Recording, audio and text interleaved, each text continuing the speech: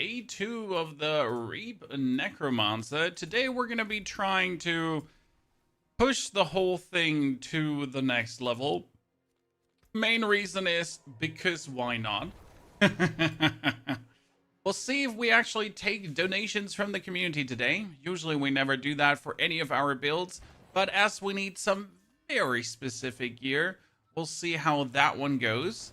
However, we're already destroying everything, so we're pretty much just hunting the trillions of damage with minions, right? So, that's that. That's that. Oh, reminds me though, do we have the, we don't have the powers. I was wondering where's my damage, you know? Where's my damage? Missing. Good to see you there, partner. How are you doing? Where's my damage? Come on. Don't be shy, little boys. Just go away. So we need to get ourselves a skeletal mage, warrior mastery pair of boots, helmet. We need to swap over the Litless Wall to somewhere different. Over to where the pans are right now. The Pain Gorger gauntlets can stay. The Fists of Fate are not needed, surprisingly or unsurprisingly. So that means we're gonna farm a Bloodless Scream with the chat later. Come on, kill him, boys.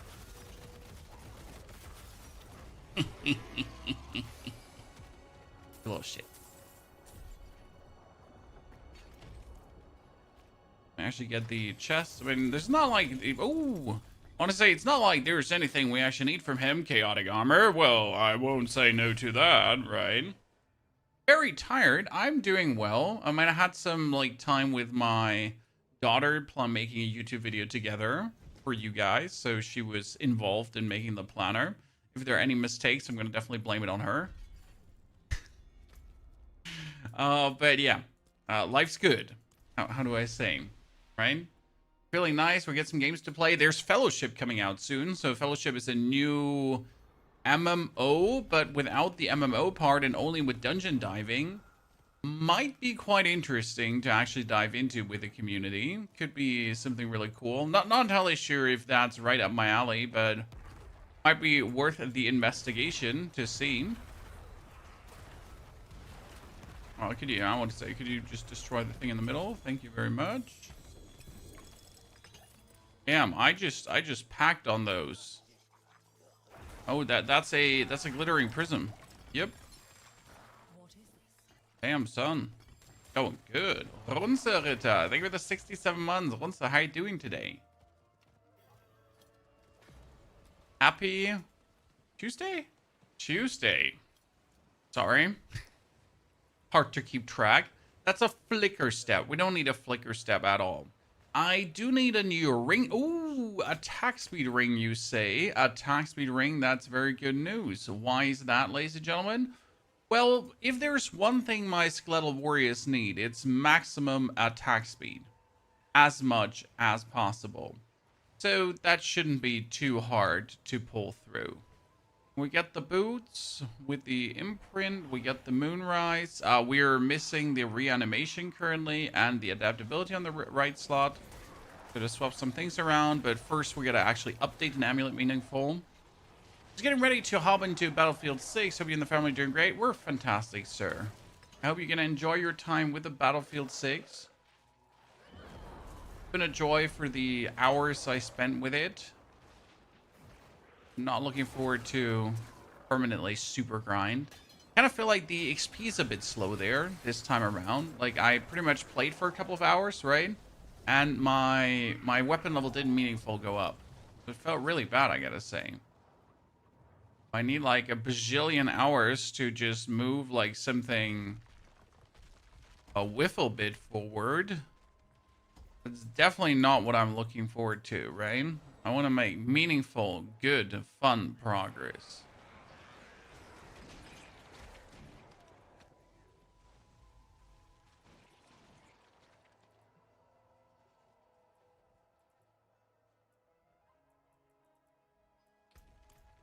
Okay, everyone else doing this for me? Can I ask you something? You already did, but you can ask another time.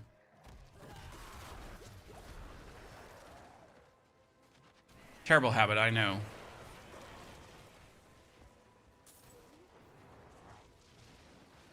It's so soothing and helps me get this dookie out. I'm trying my best, Anthony Ortega. No problem there. I can help you with your entertainment or with your dookieing. No problem. That's what we do in here. Thyra, good to see you there, partner. How you doing?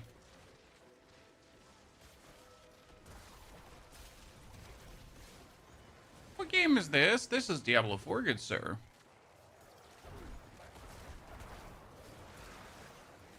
And we do have a vertical stream where you can enjoy, a horizontal stream where you can enjoy the full picture. I play lots, so can't tell much about progressing stuff. Hunsil, tell me how it went for you, right? Like, if it, like, after a day of playing, after a bit of hours of playing, like, how you felt about the progression. If I'm just weird, right? Am I the problem? Maybe I'm just feeling like, you know, it's bad. Maybe it ain't actually bad at all. Maybe I'm just like a pampered casual at this point, and I'm just like, I keep asking for like easy progression plates. Could I have some more easy progression, sir? Yeah, might you have some of that easy progression for me? Please, please. Joel, good to see you there, partner. Okay, this is a good start because we're beginning our day with a lot of veiled crystals, and that's what I actually need. You might be surprised, chat, but I need those goddamn veiled crystals and all the other stuff. That's why I'm here. For the lootsies.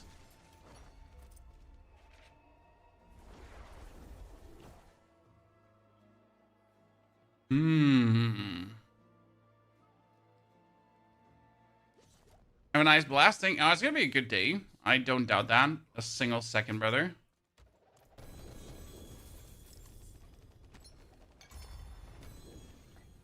Just gotta get some more materials that we can actually feed our items, because that's like the biggest issue right now, right? Having the materials to do what needs to be done. Like, I have all the other stuff. I just don't have the math. Like, I need to have this one here, for example, and we need to have the reap hit twice, so that works out. I need a new set of rings, so that's my new ring number 1. That new ring number 1 is going to get Macabre skills. Thank you very much. Yep, and that new ring number 1 is going to get overpower damage. As I said, overpower damage. Overpower damage. Yep, overpower damage. Thank you very much.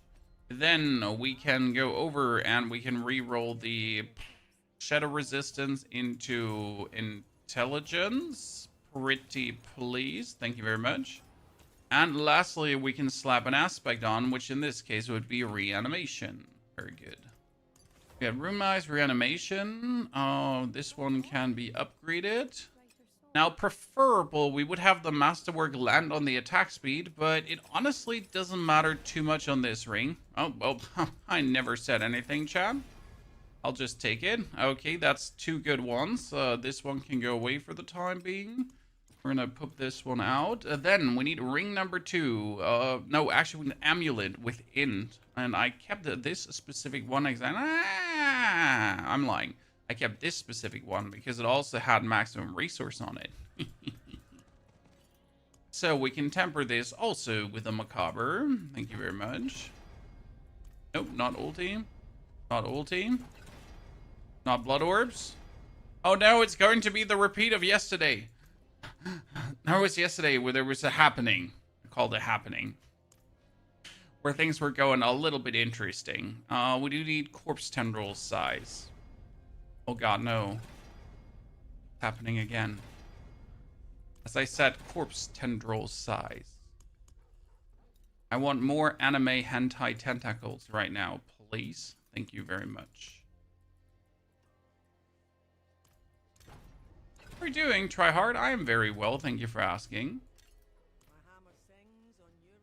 Been usually through with everything that kind of was possible to do this season, but gotta say that recently I've been wanting to get a lot of the cool necromancer builds out there to function, so here we are actually playing a bit more than we anticipated for this season, because we kind of did everything, but there's just those few rare builds that I really wanted to do still, right? They're kind of like very cute, very interesting, just niche niche fun.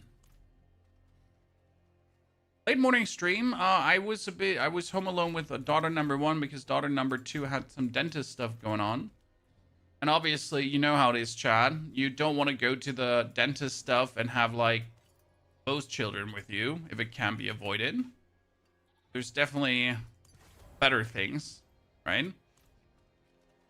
Adaptability, reanimation, moonrise, and damned for the time being. We need to swap this ring out as well, but let's go for that.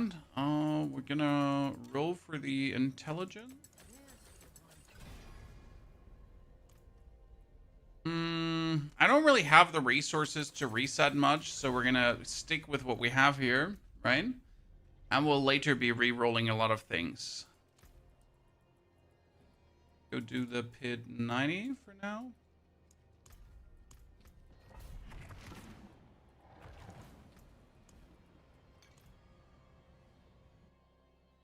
Felt like hardcore doesn't get very much love on YouTube. We already did our hardcore challenge, but hardcore challenge was quite simple this season because Druid is just completely overpowered Steward. Right? Also, hardcore doesn't get much love on YouTube. That's simply because no one cares. There is a select few audience members that play hardcore, right? But like most people just don't play it. And hardcore has been always ultra niche and will always be ultra niche because, well, people just want to chill and have fun. People don't want to, like, you know, bend over like a pretzel and get screwed in the booty hole for just existing and then lose their character and then be very sad. Hardcore is actually a bit more prevalent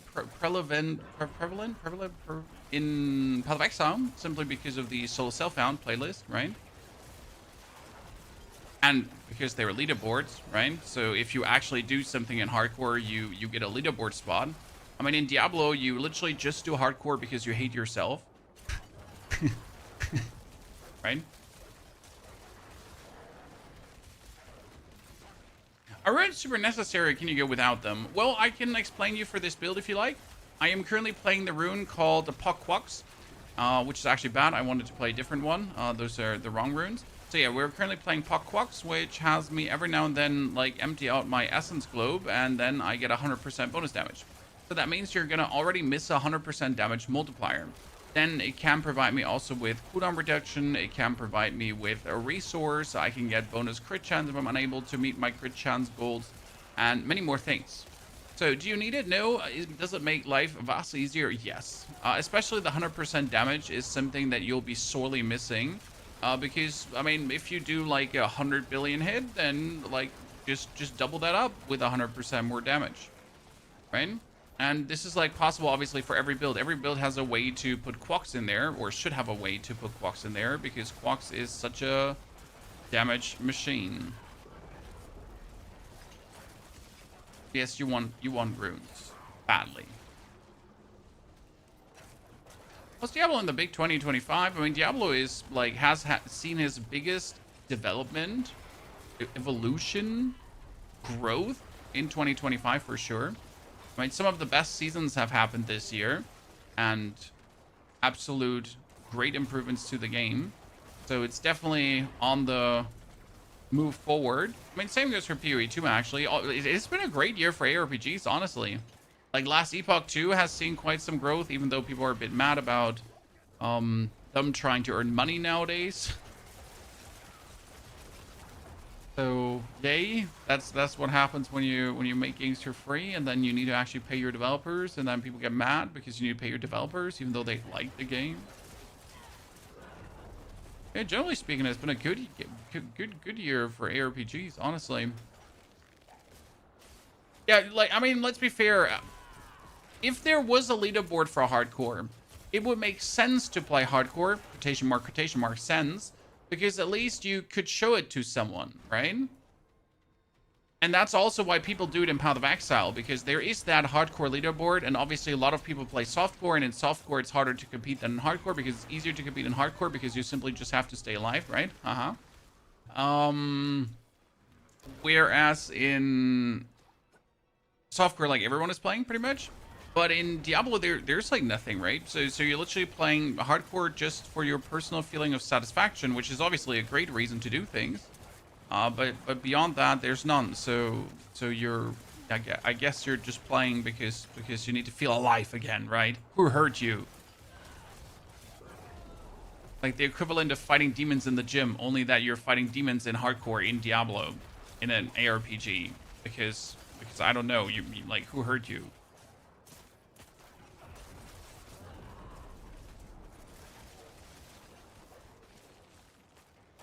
Here too is just Wall Street. No one's playing, just trading. The fun part to me is that Endgame Path of Exile gameplay, Endgame ARPG gameplay in many is, as you say, not actually playing the game. It's just sitting in the trade chat.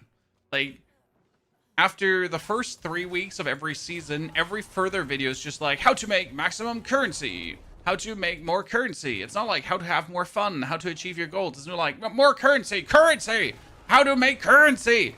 Like you need to do this for more currency. You're like, but sir, I'm good. I just want to know how this build works. Please. I don't need more currency. I'm playing solo self-found.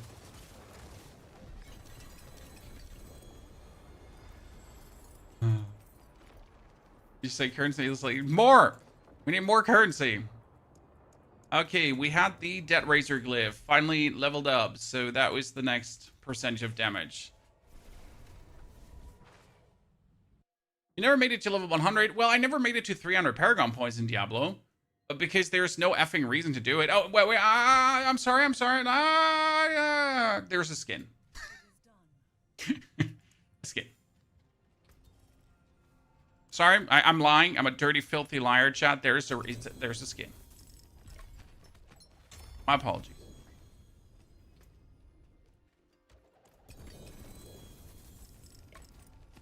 Yeah.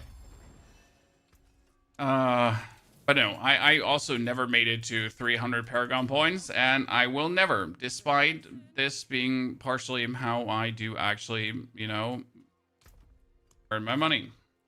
Because, Jesus effing Christ, I really can't be asked.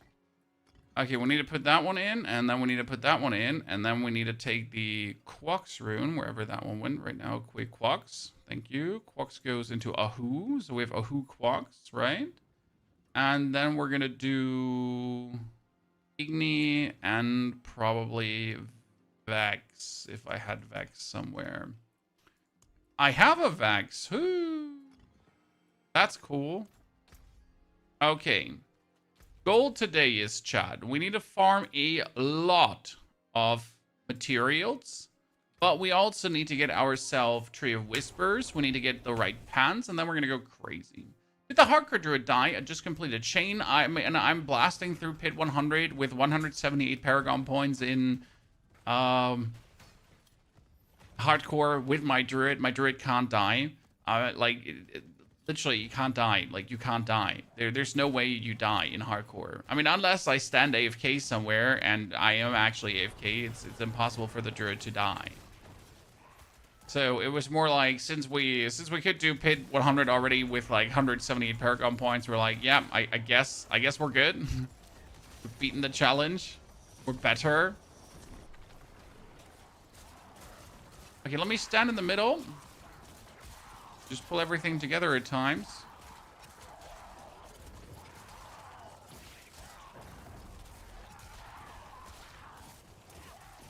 I could put a bone prison around me and make sure that I don't die, I guess.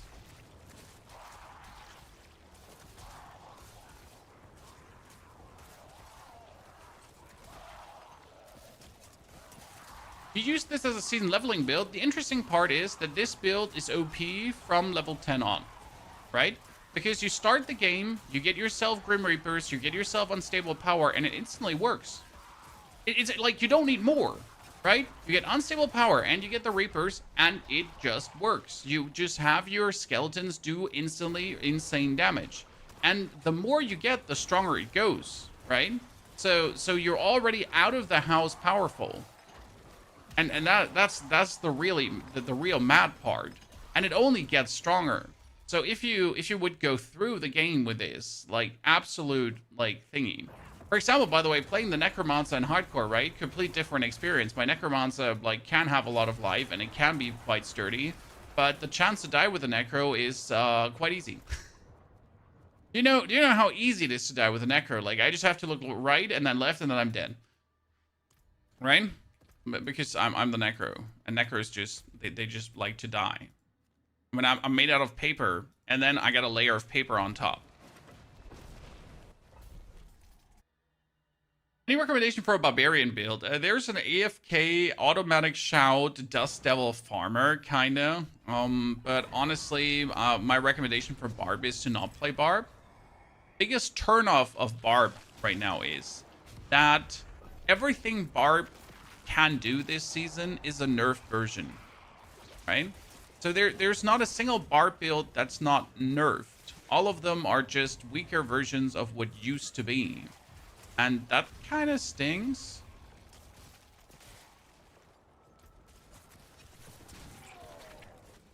And imagine that's what you're doing, right? You have a bunch of interesting builds, but they're all just nerfed versions.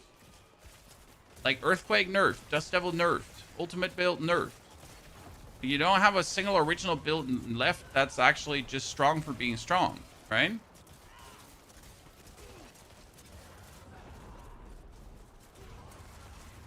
Need to do a minion build in Period 2. You should. Minion builds are fantastic there too.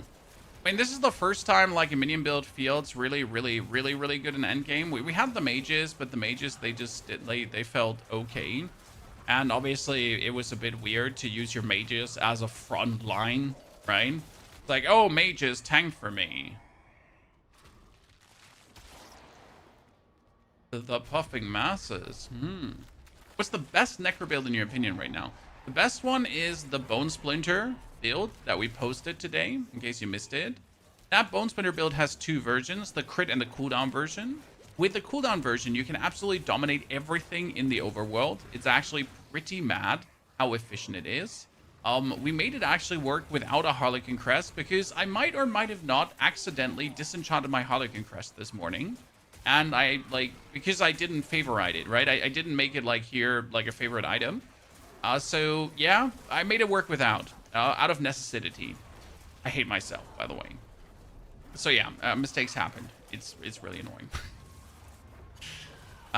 Therefore, we made it work because we're so smart, not out of accident. And I can highly recommend that. It's amazing. It's just like really efficient. For example, the minion build has an issue.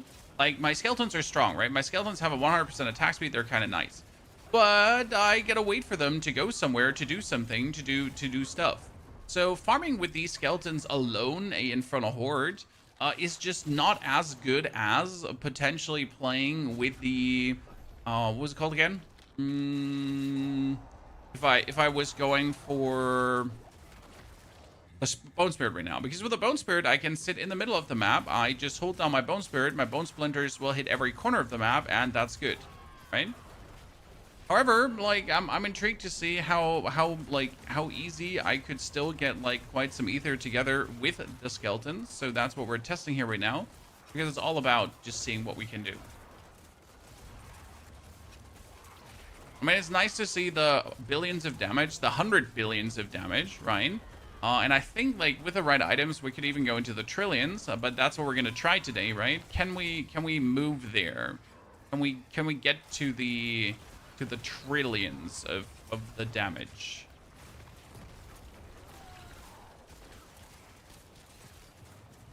Skeletons, follow me. Okay, I want them to now attack the etheric mass, but they are just refusing to attack the etheric mass, and I'm just gonna sit there and wait, right? My lats to come and be latting around. Hellborn, wave starts the spire, ambushing. Let's see.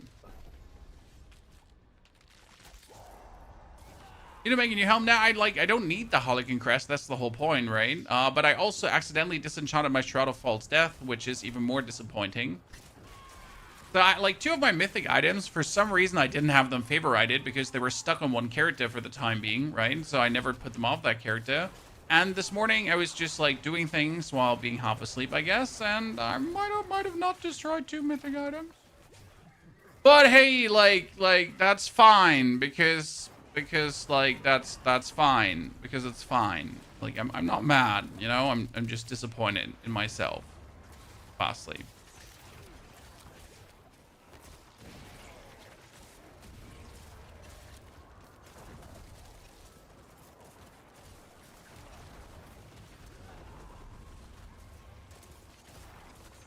That's why you just try it a little bit faster, my friends. Mighty Throwbar, Mighty Throwbar was great last season. For some reason, no one plays it this season. Like, literally no one. I have not seen a single Mighty Throwbar. I don't know if it's because Mighty Throwbar is terrible or just no one is interested, but I really haven't seen it. A paragon level is drastic for damage. Yes. Yes, absolutely, Yozu. I mean, for my build here, for example, just as a comparison, my skeletons get 200% more damage due to one board than 45% from the other board. Another 300% potential from the next board. So is it good? Is good. Is very good.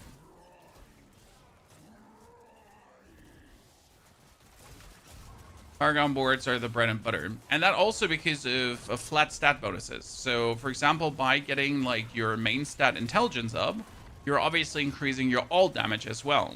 That is obviously not as much as some other shenanigans. However, it is still something, right? More all damage is more good.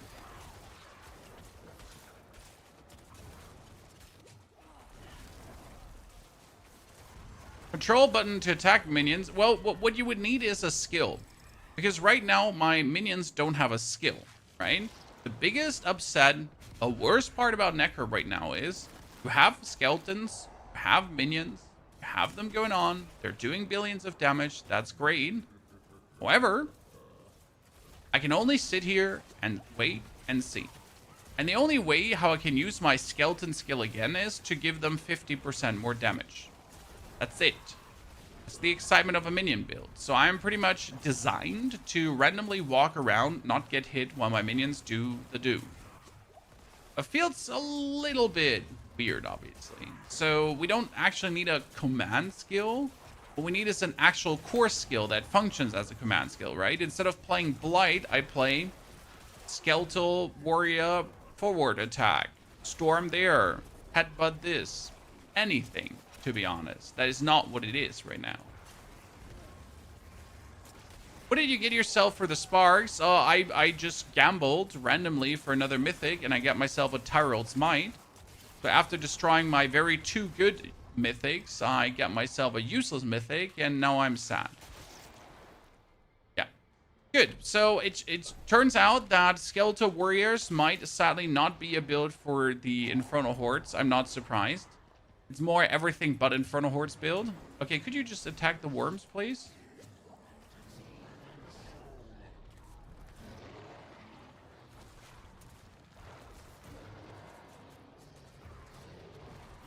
Come on, lads.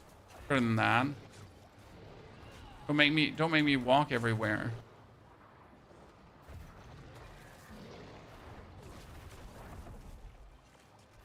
Attack. Attack, please. Attack, please. Why don't you change? Did they change the way how this wave works? Because I was just waiting for the portals to start opening.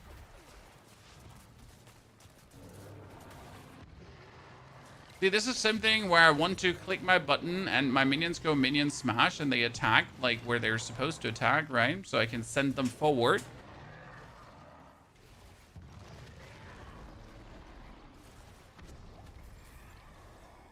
I mean, things happen, Helldiver, right? There's nothing to be mad about. Sometimes you make a mistake, and then this mistake will just make you sad. I mean, if this happened at the start of the season, I would have been arguably unhappy because it would have limited my potential to create videos, right? To do some stuff that I wanted to do. But luckily, this happened towards the end of this season, that I accidentally destroyed my mythic. So it's more like a minor inconvenience over a major nuisance. Okay, skeletons, come here, please. Thank you. We're actually not even that bad. Like we're almost there, Chan.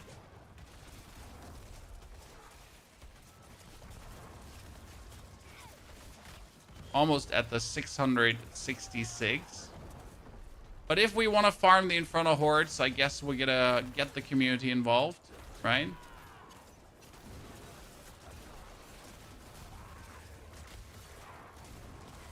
Oh yeah, kill more etheric masses, chat. Look at that. One etheric mass after the other. That was the etheric mass of Anna. Damn. All those etheric masses, they almost get us there. Look at this. 600. Like to see it. So 10-way forward I could definitely do with skeletons. That's actually good to see. Right? Minion gameplay. I mean, minions are fantastic for everything but Infernal Hordes. Right? I mean, for bossing, everything just dies. For the pit, like, I just did a pit 90. Beautiful. Right? It's like, for minion lovers, it couldn't be better. Boots with Skeletal Warrior Mastery, because that's what we're looking for right now. Right? Boots with Skeletal Warrior Mastery. But I doubt we might find one. But let's see. Oh, people are selling Betrayer's Husk. Was there a dupe found? Huh. We've been playing dupeless so far, most of the time, right? Email was hacking. You have zero access to Battle.net. My condolences, sir. My Battle.net was once hacked over the Call of Duty website. And the only way I got it back was over actually spending money on the account, you know? Because obviously, if you spend money on your account, you have credit card details and that kind of stuff. So I'm like, here are my last 3 transactions. Give me my account back, you little shit. Got it back.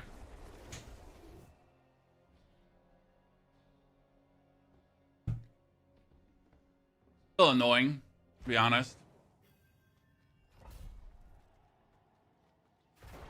Okay, minions, go!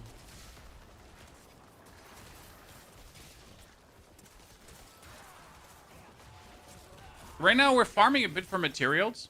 As I'm completely, like, I was dry of Veil crystals and everything. We're pretty much doing everything that gives me more of that. Ooh, that secures Merle. Give. More obols for the pony half, ladies and gentlemen. It's very good news. I'm playing Barb this season. No. Barb is an absolute sad state this season. Not really. You ever try PoE, and so why do you prefer D4? Sir, I have over thousands of hours in PoE. I just simply have done everything you can do this season already. Ergo, I am kind of done with the PoE season. However, there is still a solo self-found challenge I need to do for this season as well. And there are, I think, another 2-3 builds I'd like to try out. So I might actually have to do some more. Ooh, I have obols on the ground. Perfect. Woven is pretty nuts in Horde score. Yeah, but a ton of other classes are also nuts in Hordes, right? So you're not wrong about Whirlwind being nuts or being good. But there's also a bunch of other stuff that's good. Triple Greater Affix Ring. Not even a good one. Oh, we could actually gamble for boots to potentially get a Skeletal Warrior boot I'm looking for. It is unlikely that I should get one, but it's not impossible, right?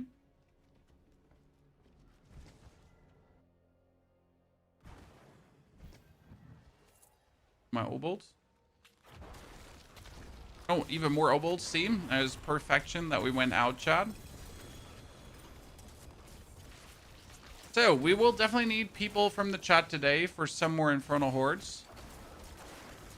We can farm potentially the Bloodless Scream, because I want to see how much of the damage it really makes, right? And if we actually need it, I mean, it would be fun to really get it, to be fair. See how much damage we can get. I join, that's great to hear. Right now, we'll be making the call soon-ish. First, I need to collect whatever I can from the open world quickly. Then I need to mess with my litless wall, because we wanted to move the litless wall to my pants for my helmet, because the helmet slot needs to be free.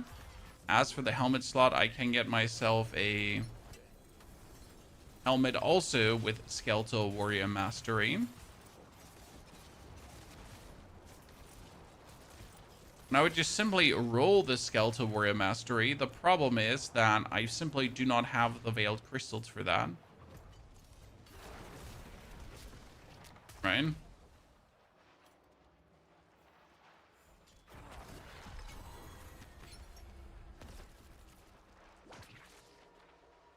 There's a very potential bar players here. Gore, if you find a Bleed Barb, then you get my interest, right? Bleed Barb is really what I would be looking for. It's the only thing that could ever make me lock back in on the Barbarian and be intrigued. Damn, that was a lot of obols, Merle. Shattered Spirit aspect upgrade, ladies and gentlemen. That's amazing because I was missing a Shattered Spirit aspect.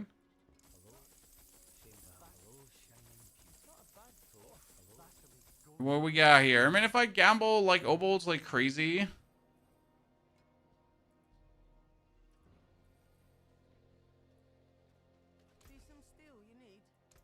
I should be able to get myself a Skeletal Warrior pair of boots.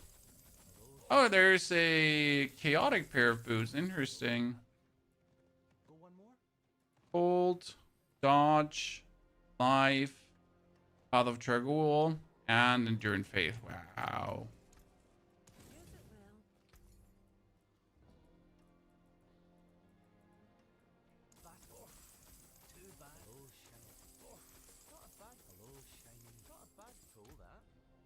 Here, ladies and gentlemen, that's what we have been looking for. See? Not that much of a hassle to get. Why is this so important? Let me explain. First, we temper standard mobility here, movement speed. Thank you very much. Then we temper utility. We could go for... what was it called again? There is... probably lucky hit chance.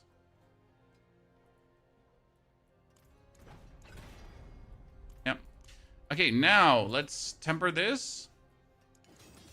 Masterwork this for the at least one hit on the Skeletal Warrior Mastery. Obviously, I'd like to have multiple hits on it, but I will not bother. Oh, okay. Okay.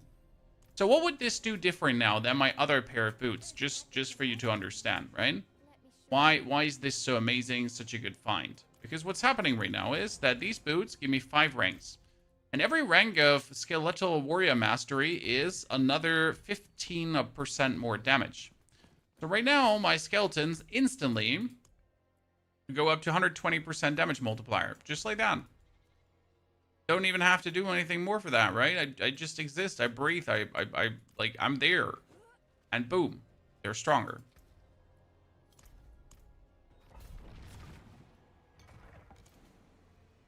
They buff mythic drops. Yes, mythic drops are more likely to happen outside of boss layers.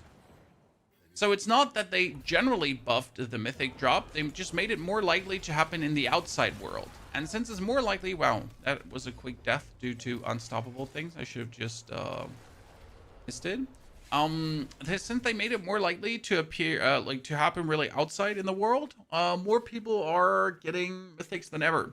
Because how often did you really do, like, the lair boss spam, right? Who does lair boss spam nowadays? Right?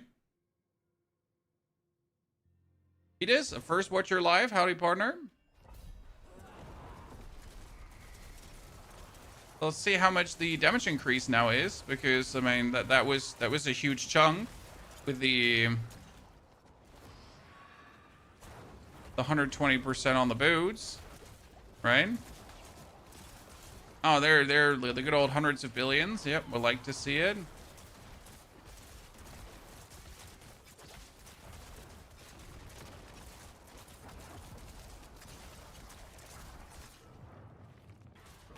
Now the problem is, at the current point, that I need higher HP'd enemies to kill. Oh my lord, I just got myself leashed into this thing after I went out of it. Just hit 30 trillion with a pulverized druid. Isn't it beautiful? Isn't pulverized druid an absolute goody good to play this season? Just pure love.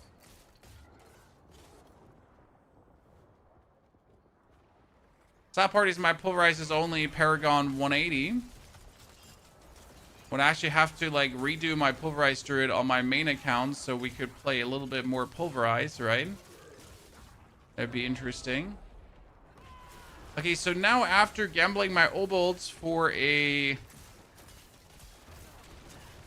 skeletal warrior helmet, I will obol gamble for a skeletal warrior boots. I will have to obol gamble for a helmet.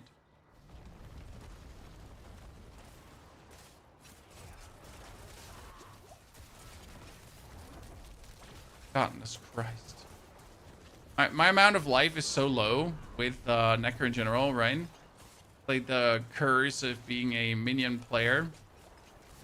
You're just squishy. Mr. Squishy.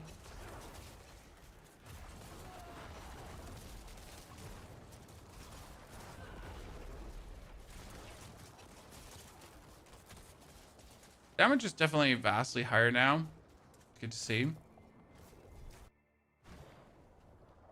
Any unique suitable for the build? You mean mythic or unique, sir? Because there's tons of uniques suitable for this build, but you're probably asking for mythics, right? The only mythic that really do wonders for this build would be the Shroud of False Death. However, you really don't need a single one for this build because you're better off with Chaotic Armor. Thing is that Chaotic Armor just gives you more of the ranks of what you're looking for, right? You want to have the Lilitless Wall, you want to have the Pain Gorgeous Gauntlets, you want to have the Shard of Varathiel, you want like all that kind of stuff, right? And you get to fit it all in, right? And you want to have the Bloodless Scream too. The Bloodless Scream is going to be another 4 ranks. For example, an Air of Perdition would be useless because an Air of Perdition would give you like 5 ranks into core skills and 60% more damage. However, a normal helmet with 7 ranks into Skeletal Warrior skills just gives you way more damage, right? So usually something like the Air of Perdition is so good because it actually provides you with a meaningful damage boost. But what do you do now if your build has a meaningful damage boost? So if the item does not provide that because, well, the standard items are better. But then, right? What do you want to then use your mythic for? Because the actual use case scenario falls away.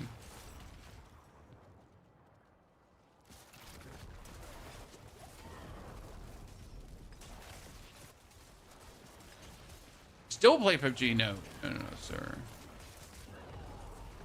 If PUBG ever gets a new leadership and or releases a 2.0 version and maybe, you know, starts acting like a smart company instead of whatever they do nowadays, right? Then we might revisit the game, but since a lot of these things will probably never happen, obviously, we're good. I mean, there are many other cool games out there to play. Instead of trying to play an old aged game, it's struggling to keep up with cool new times. 30 trillion seems to be a bit overkill in the game. Not if you want to push the pit. For anything but pushing, it's completely overkill. I mean, anything, like, as soon as you hit a billion, you just destroy everything. Like, hundreds of billions are completely unnecessary. I mean, I have hundreds of billions. What do I need hundreds of billions for? Please explain. Because I don't need hundreds of billions for anything. But it's still funny to see, like, when your dudes are just absolutely obliterating the enemy, right? Because they are, in fact, doing hundreds of billions of damage.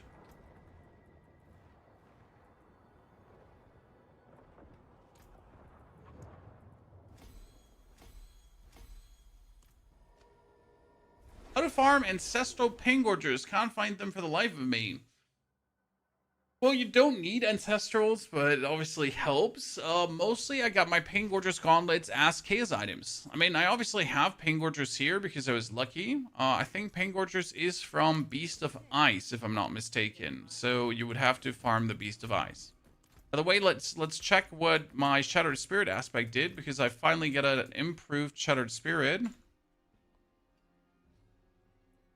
Ah, damn. I had a 290% run, and now I have a 520. Instant trillions of damage, Chan. Okay, let's upgrade these boots to full, because I will not get better boots. I mean, if I get a third Masterwork now hit, that would be fantastic, but we get the poison resistance. That's good. Everyone loves a good old poison resistance, right?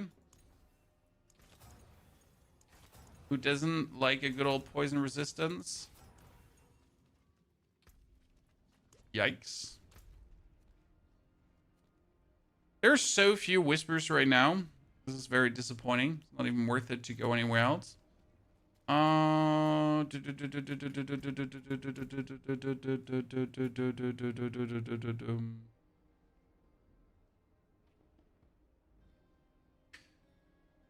could need some more life notes, essentially. I got 5 points just floating around that I don't need.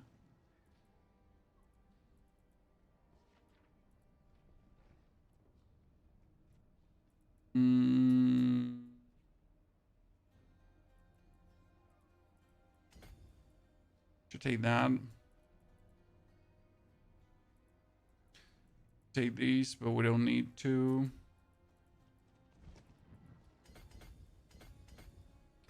More damage is more damage. What time is it for you? 12 midday.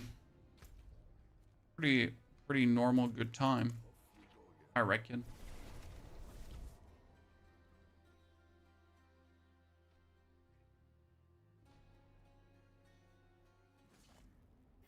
Open our cool chaotic chest. Oh, I got 2. Okay, ladies and gentlemen. We got here a Paingorger's gauntlets. That's how easy it goes, by the way. And a Mutilator plate. Oh, Mutilator plate can be that. I mean, not that I'm planning to play Bloodlands ever, but that's kind of intriguing.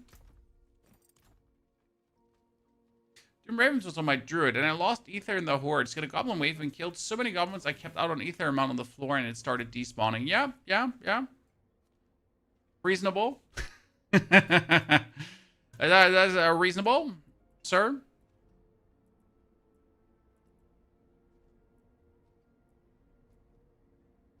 I feel you on that one. How high do you think you could take Blood Surge? Oh, Blood Surge can do pit 100. Everything can do pit 100, Gareth. It's just a question of how much do you have to throw at the build, right? So, yes, Blood Surge can do great, but in order for Blood Surge to do great, you need, like, what, the 4 perfect case armor pieces and so on, right? And then it could actually perform well. And that's how it works for many builds, right? They can technically perform well. You just need to throw money at the problem, pretty much. So the more money you throw at the problem, the more likely it is to make work.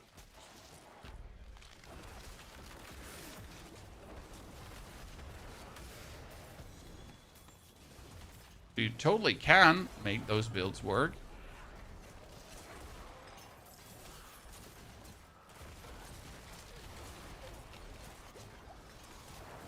You gotta really be going out of your way, right, sir? And that's always like, how much do you really want to do that? How much do you really want to go out of your way to make something work just for making it work? For example, this build does not take any effort to make work. And then it also does not take any effort to make stronger, because the pieces you need to get are quite simple to acquire. So you pretty much have a build that's easy to make work, that's easy to acquire pieces, that's fun to play, and overall just a joy to mess with. And then you have a build where you have to bend over like a pretzel, you have to pray for the right things, the greater affixes, the masterworks, and everything, to then do a modicum of the damage that you could do with another build with way less effort. And it's like, yeah, so why do you hate yourself again? right? Last time I checked, like you weren't depressed, but it seems like you are now, right? Who would have guessed?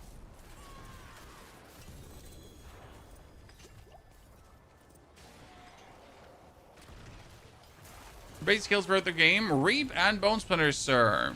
The beauty of basic skill Necromancer, just going out of control.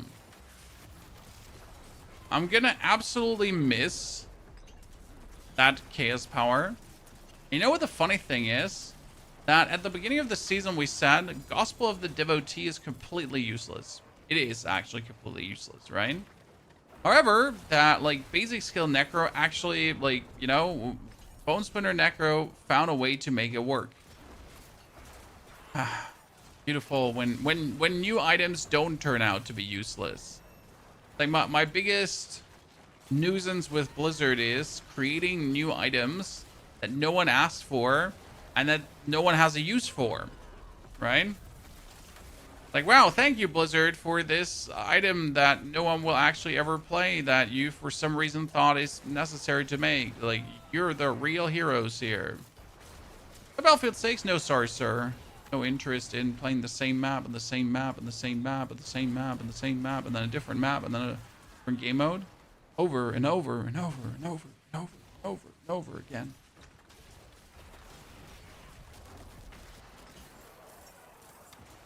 I'd rather do that in Diablo. Beautiful. At least I'm getting loot here, right?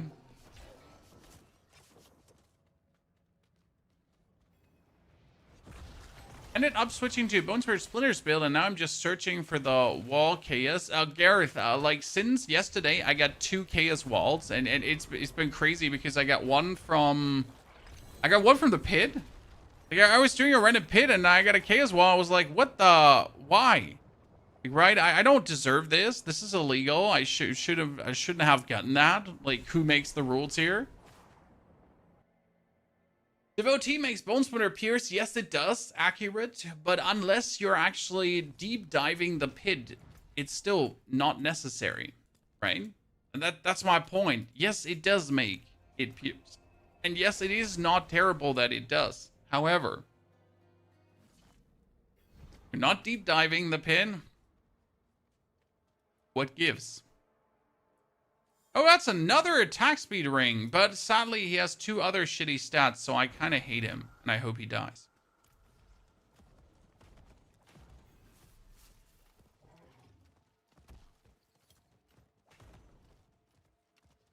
I thought Spiritborn is dominating the pit push. Yes, Spiritborn is dominating the pit push, has the worst gameplay as it's doing it, and on top of having the worst gameplay as it's doing it, it's impossible to get the build running as a normal person, right? Because you need the Harmony of Ebawaka with the right affixes, you need the Kapaleka, and you need the whatever. Whereas tons of other builds are just way easier to make. So unless you hate life and you really want to dedicate your soul to the company store, you're not playing Spiritborn. However, if that is exactly what you're looking for, to dedicate your life to the company store, to absolutely like go out and ham and crazy, well, I got good news for you, my friend. Because we're popping off, right? Gareth, is this your usual streaming time? I am usually live earlier, so we're actually 4 hours late. But, you know, the YouTube video is more important than the stream because that's what pays the bills. So we're gonna get the YouTube video done first before we then can put out the stream. And then we pretty much play as long as we feel like until we want no more, until we have achieved our goals for the day. Today is going to be pushing this build to the next level because I just want to see how much stronger I can make the Skeletal Warriors, right? You don't actually need the Warrior Mastery, right? I can clear Pit 100 without that. But I still want to see how much further can you actually go? How much stronger can you actually make, though? Oh, that reminds me, how much attack speed? Ah, we're at 108 attack speed. Good. Good. Good. Beautiful. I wonder if you would want to play them with like a 200% attack speed. You Soul, good morning, partner. By the way, does anyone of you have Fellowship on their radar? I'm not entirely sure how I feel about playing that one. It's going to be a dungeon diving game, MMO style, just without the MMO. So you can pretty much dive a dungeon, kill the bosses, you need to work together, right? And when you're done, you look for a new team to dive the next dungeon, and so on. And then you can dive it in harder difficulty with different multipliers and that kind of stuff. So it's like an MMO without the MMO, with only the dungeon diving part. I'm really not sure how well they're going to hold themselves, because like the dungeon diving part of an MMO is fine with getting the gear and whatsoever, but only doing that, right? Only doing. Is Pulverized Druid with Lightbringer significantly better than Shred Druid? A Shred Druid is faster, Drew, so because it's ping-ponging around, while Pulverized Druid is like stutter step, stutter step, stutter step, stutter step. You pretty much gotta decide for yourself what is like the gameplay you're looking for. What would you rather do? Like, how would you rather act? What's more fun for you? And once you have that decision reached, then go with it. Right?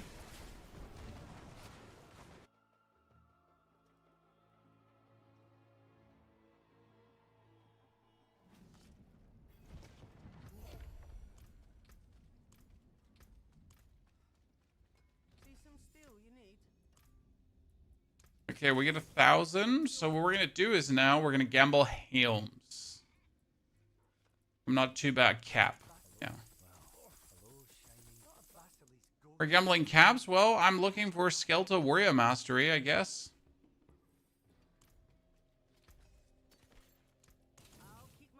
I could still re-roll a helmet until I get Skeletal Warrior Mastery, but that's not the plan.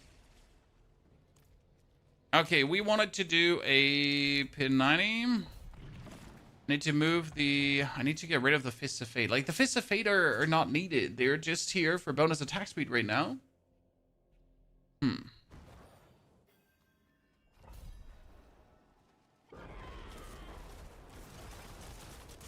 You're making a Sork. Sork is pretty cool. I mean, the buff lightning stuff is super fun to play, so I can definitely recommend that.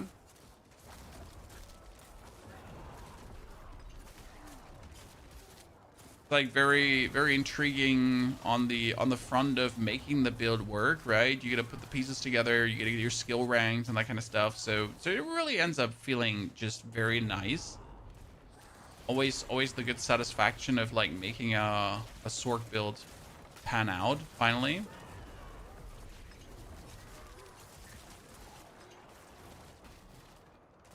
Bloodsearch already dead this season. No, Bloodsearch is a build you can make after you've achieved everything. So it's a farm build that you have to farm to build, and then you have a farm build.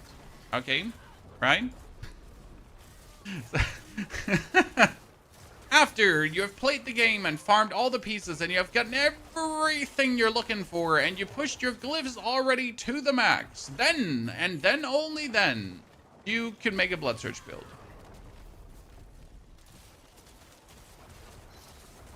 So you already need to be strong to actually make a Bloodsearch build, because if you're not strong, you're not going to make a Bloodsearch build, and then where's the sense in even making it when you're only making it as you're strong, and it's still going to be worse than the actual build you use to farm the pieces for the build. Okay? So like, you know, the moment you arrive at Bloodsearch, you're like, yeah, finally Bloodsearch, and now it's weaker than the build I just had.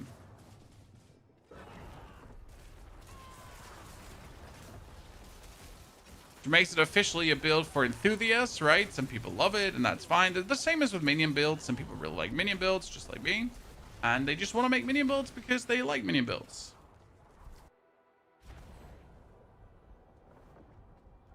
Do you enjoy watching content from Americans? A lot of Americans swear too much, or mumble, or have not really clear speech. So, I mean, I'm not generally against swearing, but if every single word or every second word is like a swear word, then I'm like, can you speak normal, please? And you have a lot of, you know, slurred speech, accent, whatsoever, that you might or might not have a hard time understanding. So I do watch content from Americans, yes, but select few, very much, right?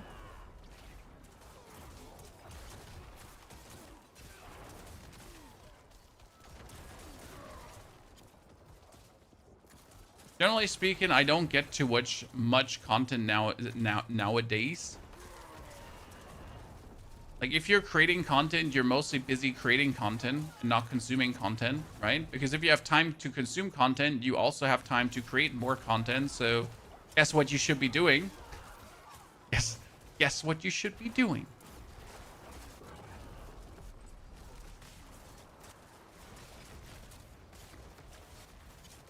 Make more of your own, watch less of others. It's either you're a creator or you're a viewer, right? But you can't be both.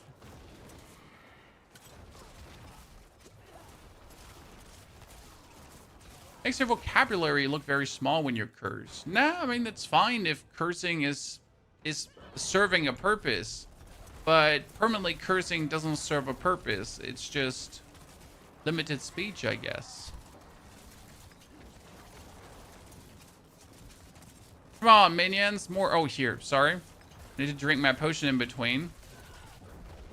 My potion actually makes them go super boom boom.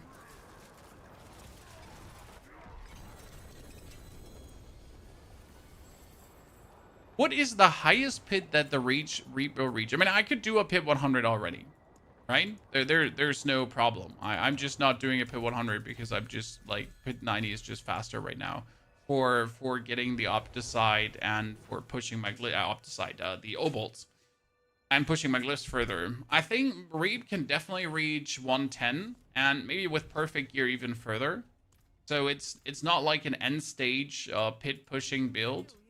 It's more like the I like playing minions and I like being very OP build.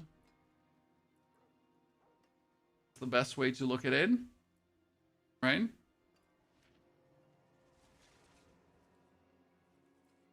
So weird to have the maximum resource and everything there, but hey, maximum resource is king.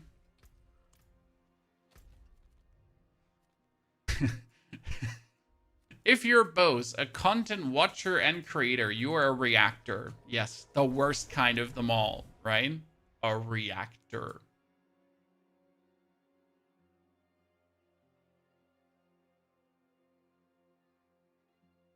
I cleared 121 for you, but only if you have the god items, right? It's more like what could you reasonably reach as a normal person, and that's definitely 100 and up to 110.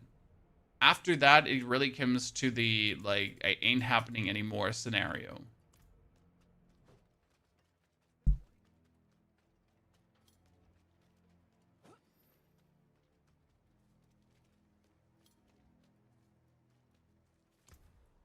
We are putting this in with a bargain for more defensive. So I get my helmets, right? I'm looking for that skeletal warrior helmet. Okay, Chad. I will need to get some daring people so we can do some Infernal Hordes, because I am actually looking for one final chaotic unique, and that would be the Bloodless Scream. So after this Undercity run, if you are intrigued in doing some Infernal Hordes with me, be my guest and give me your battle net. That's pessimism. No, it's realism, sir. When you just know that at certain stages, the only way to advance is by triple perfectly masterworking everything, right? And that's like the worst kind of improvement for a build, when the only way to get further is by perfect triple masterworking things, right? You post in the chat? Yes, sir. Just put your Battle.net ID in the chat. I'll invite you. I'll invite you to the friend list. You'll invite yourself to the party, and then we go have some fun. Just have to run quickly through this thing here. The interesting part about Necro is that everything I do for the minions, right, is also pretty much what you need to do for the Bone Spirit build. And everything that you do for the minions before is also kind of like good for the Soul Shred build. So you kind of like have 3 builds in the Necro in one build, more or less, that you can then use. Okay, chat, I got all your IDs. We'll be wrapping this here up quickly, then get you invited, and then see that we break up on that sweet, sweet ether. Good thing is, if you play minions with others, you can just set AFK. Because your minions will do everything in the corner of the map that you're covering. If any tips to farm legendary runes, there's no way to guaranteed farm legendary runes. You can kill Torment 4 bosses, congratulations. You can also go for the Undercity rune runs, but none will reliably give you tons of runes. Yes, runes are there, and we all would like to have runes. However, like, again, the reliable part is what's missing. There are activities that are supposedly giving you more runes, but that's a big supposedly because they don't. They actually don't. Can you ask in German? No, that's absolutely forbidden, and you will be marked as a traitor to the cause. I don't know which cause. Where's Neil? He's working, Marcus. I mean, Neil has always played with us when he has time, but man is actually managing a few stores over in Norway. So you actually get a work in between, you know? Crazy man. Ask away. Stay God. Don't you worry. You'll get an English answer, though. So, just that.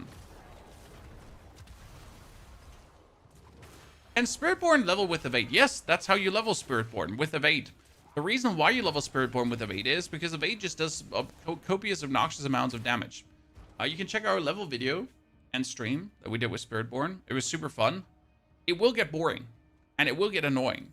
Because you're pretty much dish-dashing, ping-ponging around like a goddamn golf ball the whole time. And at some point, you really don't want anymore. Right? Understandably, because after like hours and hours and hours of ping-ponging around, you're going to be like, ah, shit. Right? Okay, so, ladies and gentlemen, let's get people together. Mr. Casanova. Got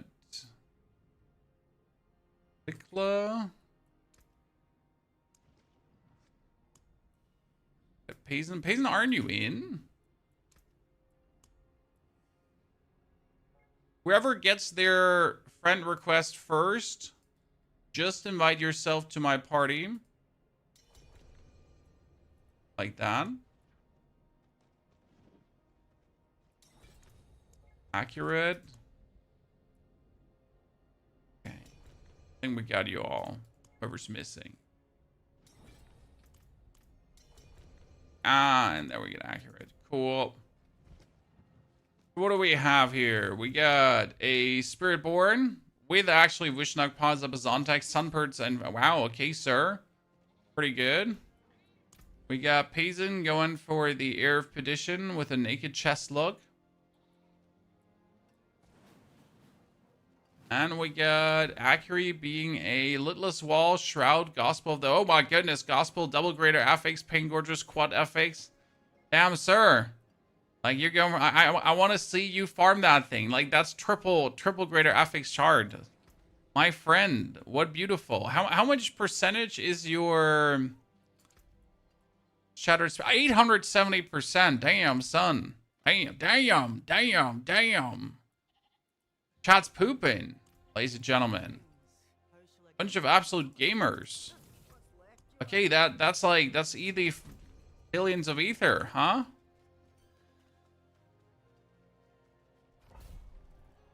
We're doing very well, my friend. Thank you for asking. The family's good. My daughter has some dentist stuff. They got vacation right now, so I got 2 tiny gremlins here at home. You would have been disappointed to see my gear. I mean, there's always a level of mockery, sir, because why would there not be? Now, if you go play with me some hordes, we get a look at your gear and we get to say things like, ah man, only 2 times masterwork basic skills. Pretty weak there, right? Could have been a triple. What, bone skills only 2 times? Yikes. Compound fracture only 2 times. Rapid ossification only 3 times. Pretty weak. Also got down. See, this is also the level that we have achieved with the build at this point for open world farming, and it makes everything so much better because you don't have to rely on hitting things anymore, right? You can just sit in the middle, have a good time, hit everything, and like it actually does destroy, what is it called again? It destroys hellish mosses, so if they're there, it destroys them.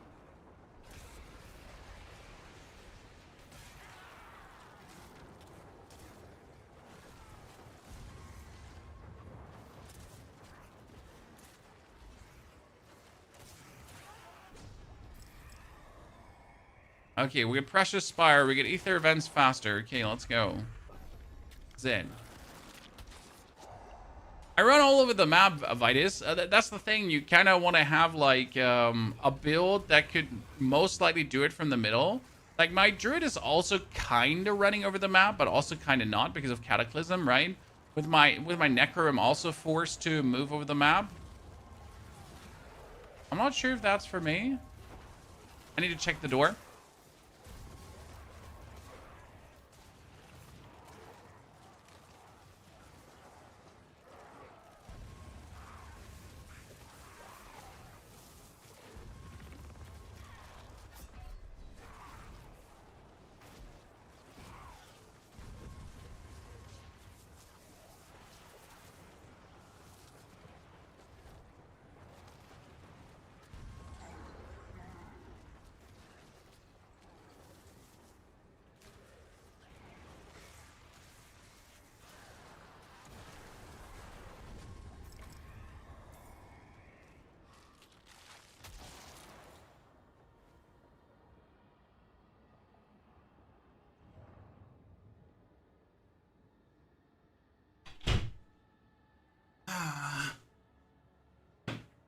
So there we go.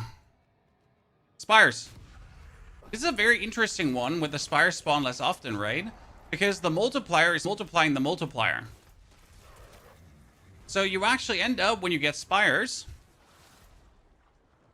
Here, drop 563 ether on death. And you can get it another time. And you can get it another time. I don't know how much ether a spire is at this point. Actually, see, like there's a spire, there's a spire. Okay, we're at 101 ether, chat. So how much just poop out? 26. 25. That's pretty good. Now we just need to get the more ether from spires again, right?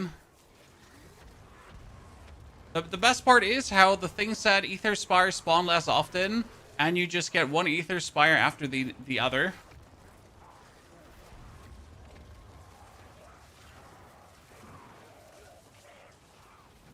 Okay, come on, give me one more, give me one more. Hungry spires. No, it's the wrong one. Actually, you know, since spires are giving us so much, I want to take the +3 ether. Because, I mean, if the spires are giving you like 500% bonus, +3 ether is a lot. Okay, we're at 238. How much is coming out now? Show me the money. See, that's what we're talking about. 40 ether for spire. Let's go, man. Now you just gotta get things like ether mosses could have spires in them. Even though that sometimes spawns bugged. Hungry spires with a better choice. I agree. Try hard. Hungry spires is a fantastic choice. However, I just really wanted to see how much more you can get with, you know, one spire. Usually whatever you pick spawns next wave more. Yes, it does. Even though it's never confirmed that it does. But it obviously does. Right? Like, we all know that if you pick ether spires, you will see more spires. We all know that if you pick whatever, it will do more. We know that. Now, for some reason, that was never confirmed by Blizzard. And it's like, nah, this is mambo jambo, right? This is just in your head, brother. Nah, it's not in my head. Like the bone spirit can just stand here in the middle, and all his splinters are hitting the portals instantly. My skeletons are not even moving because the portals are not up enough. Have you actually gotten a Mythic Chaos Rift? Yes, one single time. They are definitely more common than one would expect, but it doesn't mean that they're everywhere. So more common, yes, but not everywhere.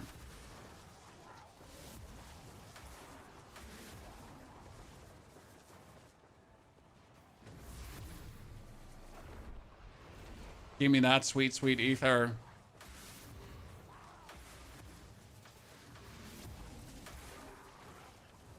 Come on, my friends, the skeletal warriors. Okay, Rising Spires. The wave starts with the Soul Spire. That's not worth it. We'll take the ambush because the ambush gives us more chances to get more ether events. Why that? Well, if random Hellborn are coming, these random Hellborn will inevitably be turned into like progress, and then we get more spires. Right? Surely. Ah, a bunch of ether from that. Beautiful.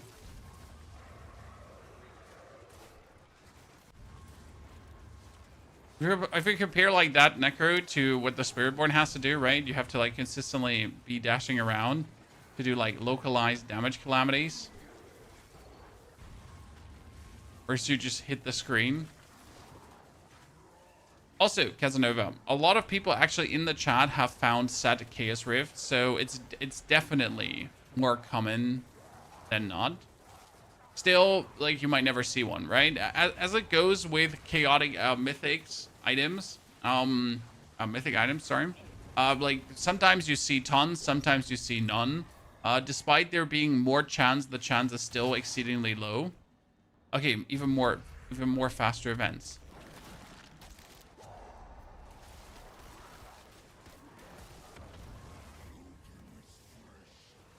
Almost 5 a.m. for you in the US, sir. Get some rest. We get it our good 1 p.m. in the midday. Build is already progressing really nicely. I'm super happy that we get the shoes, right?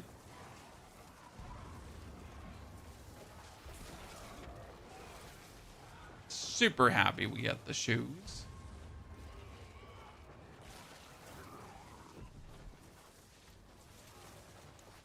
Our resistances are not resistancing. Ooh, I get a Betrayer's Husk. That's interesting. I could try to get a better shot of Arathiel. Probably won't even bother because what for? I mean, my shot of Arathiel is good enough. Perga, thank you for the 500 itty bitty titties. Perga, I hope you're doing well, sir. That's very kind of you. Hellborn, burning. Well, this is all terrible, so we're going to take even more Hellborn.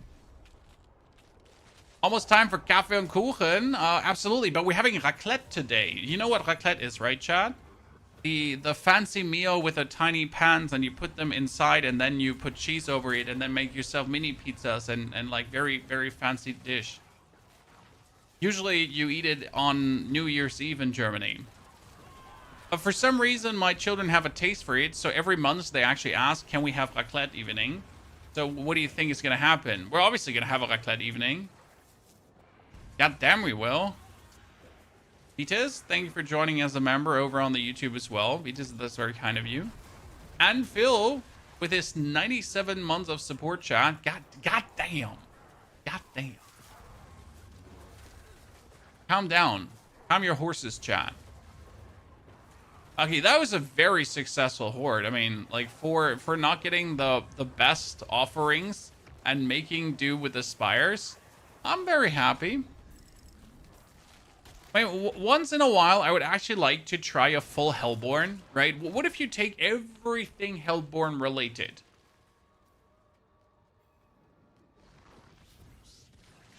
Would that work? What game is this? This is Diablo 4, my friend.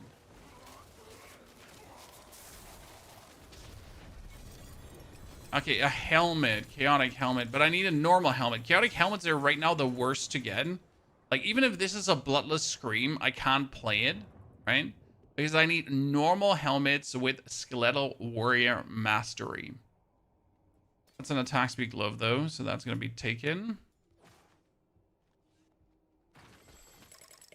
The game lives even after the new PoE patch. They don't have anything to do with each other, brother.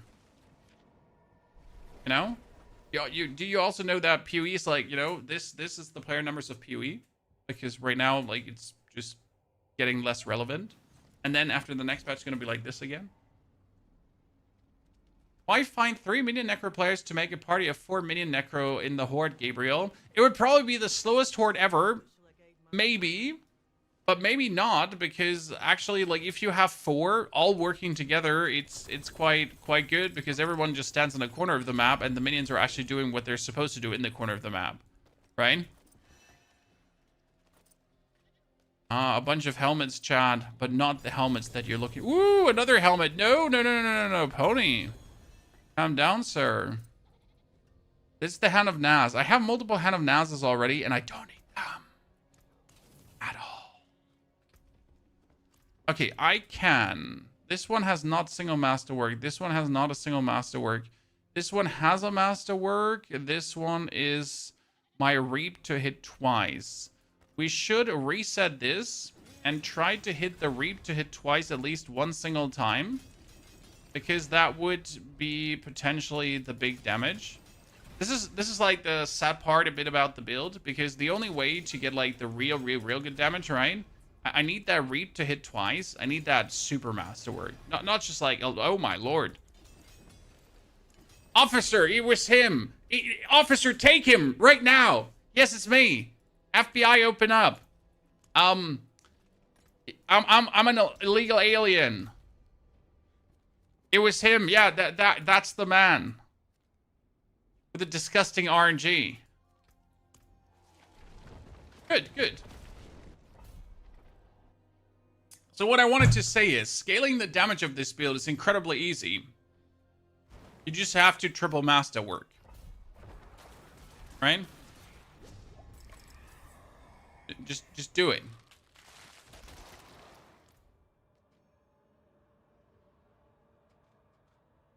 Good. Hey, Chad, remember what I said? I would like to do everything Hellborn related. I know you're gonna hate me for this, boys, but can we do this? Can we do like a Hellborn run? Because I think it's gonna be horrible. Like, I can't see this being good. Because you're never getting Hellborn, right? So the first buff explicitly states, Hellborn can, Ether events now have a 20% chance to additionally spawn Hellborn. A 20%, what is that? 20% for a legendary boon, where the other legendary boon gives you like what, 3 times the ether from your ether lord, saying absolutely crazy. And now I'm getting, let me check my notes, a 20% chance. Oh yeah, I'll totally, I want that, right? That's absolutely going to be great for me. What could possibly go wrong?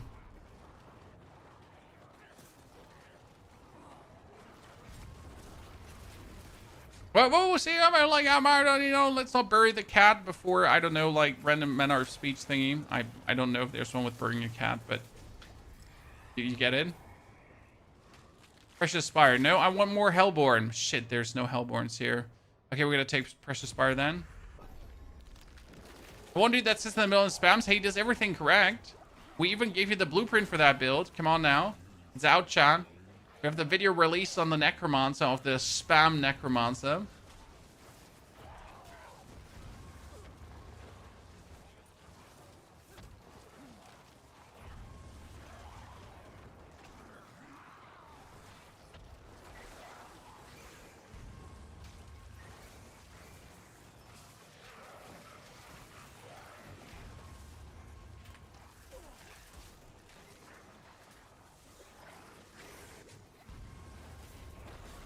Okay, I mean, you know what? The Hellborns are kind of working.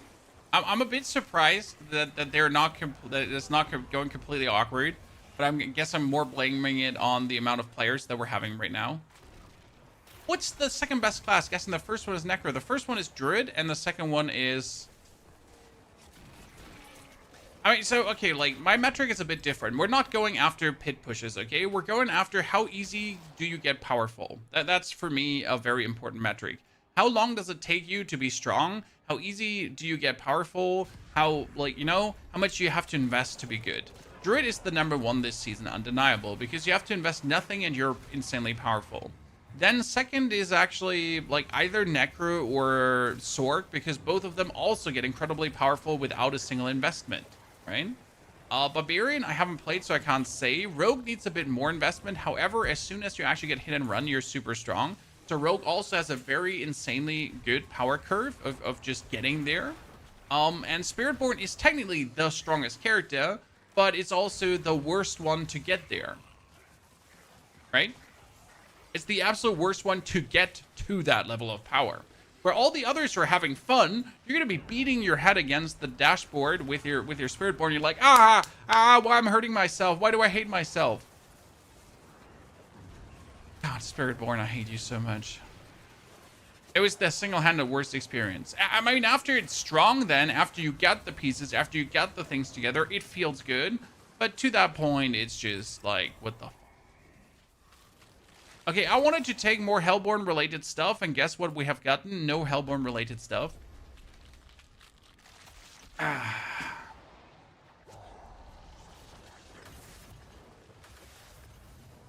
Okay, I'm gonna stand over here. These are my Ether Lords. Don't touch my Ether Lords. Oh no! What would almost kill me there? Sir, seriously, like, I mean, there was nothing there. I just got booped by air, and I almost died.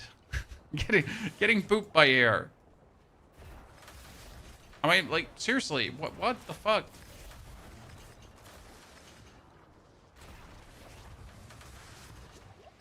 They should have brought back the monk instead of the Spiritborn. I think that's why they made the Spiritborn.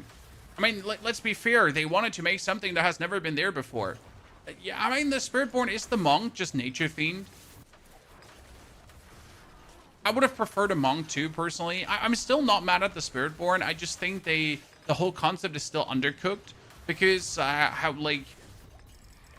did you make a poison Spiritborn, right? But it's not possible to play the poison Spiritborn. Right?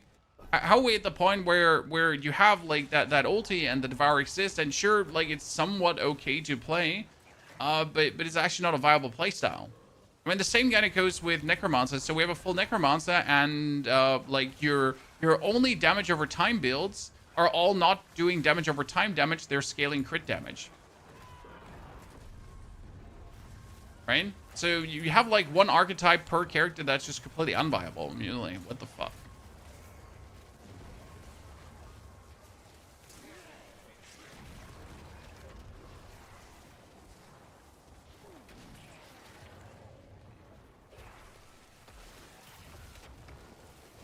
So yeah, that's that. And I hope we're also not getting a paladin, but something paladin adjacent. I'm still hoping for a priest. I'd just like to see a priest class. I'm still living the dream of summoning holy crosses behind me, and they just race the whole battlefield. They just laser beam everything down, you know?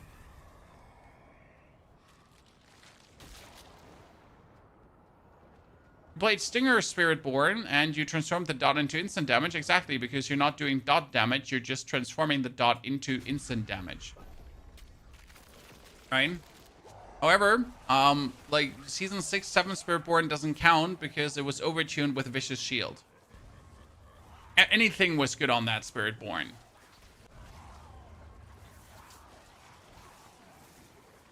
Must really hate D2. Well, Garrett, I never played D2 to a point where I actually reached the end game, right? For me, D2 was play the story, play the expansion, play the story, finished, done. I've never bothered with farming and trying to get things. Nah. D2 is a beautiful game to play through, a really fun game to play your class and have a good time and enjoy yourself, right? And then I'm done. And I don't want any more. Like, it does have no appeal to me to play more of the game. Actually, the same for Diablo 3. I played one single season of Diablo 3, Because I never did, right? I played Diablo 3, I played the expansion, and it was cool, it was fun, I enjoyed it, and then I never wanted to touch it ever again.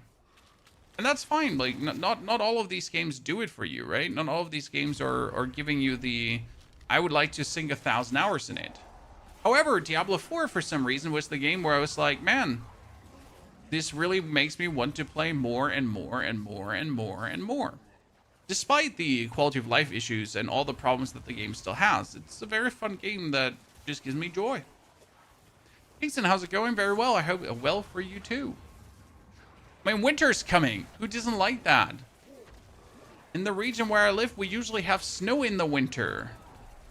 And my tiny humans are getting an age where I can just put them on a sleigh and absolutely have them, like, hurtle down a mountain. And if they end up somewhere, like, tilted over, they're not going to be sad about it. They're going to be laughing. I'm totally looking forward to this.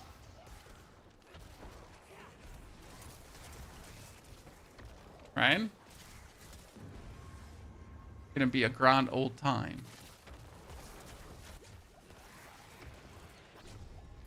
This isn't the first where I haven't been playing a Meteor Sword. Sander, did you try out Meteor Sword though? Sander, alert. EU.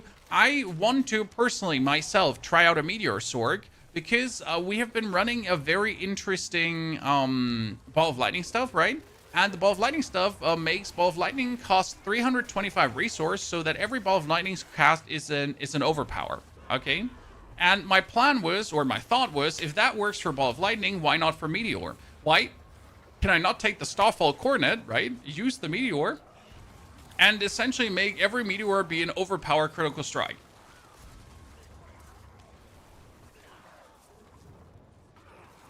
So I certainly, I must do that build. We might actually do it tomorrow because it's definitely something that like I need to do that build. I'm quite excited to play around with that. I mean, it's like I know everyone just wants to play Hydra and other stuff and whatever. Like fuck that, just do meteors. All right, there's like Meteor Sword is just a fantasy, right? Hey, what about meteors? Raining them from the sky and squishing your enemies like bugs. Why not? How is the build compared to Bone Splintered? Well, Matzel, this is the build you do before Bone Splinters, because obviously you can't do Bone Splinter right away, right? In order to do Bone Splinters, you need specific pieces. The thing is, the specific pieces you need, you also have for this build, right? So by making this build, you're pretty much making Bone Splinters as well. So how's this build compared to Bone Splinters? It's very powerful, and it can easily get you to the point where you get Bone Splinters. It might also just live your perfect minion fantasy finally, where you can actually play minions.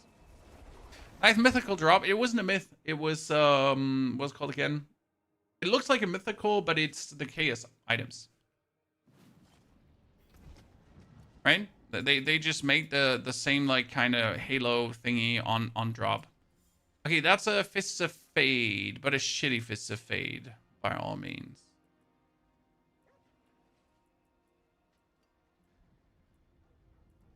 So looking for a helmet with a warrior mastery.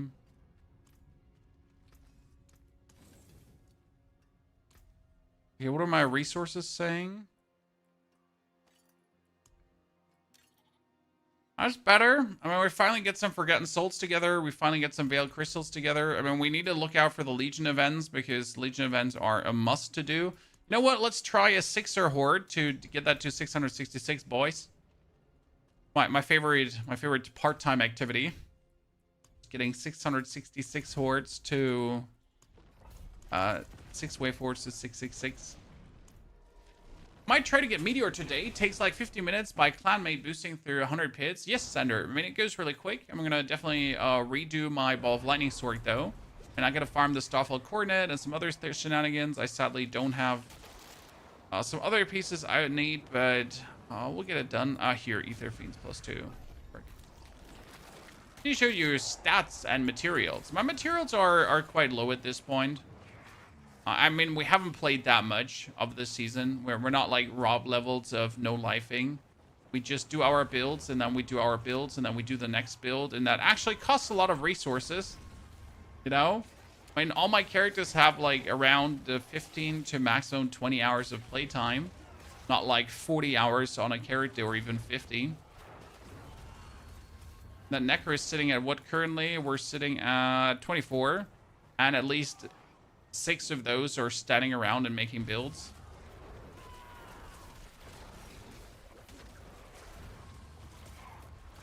I mean, your stats, the core stats here.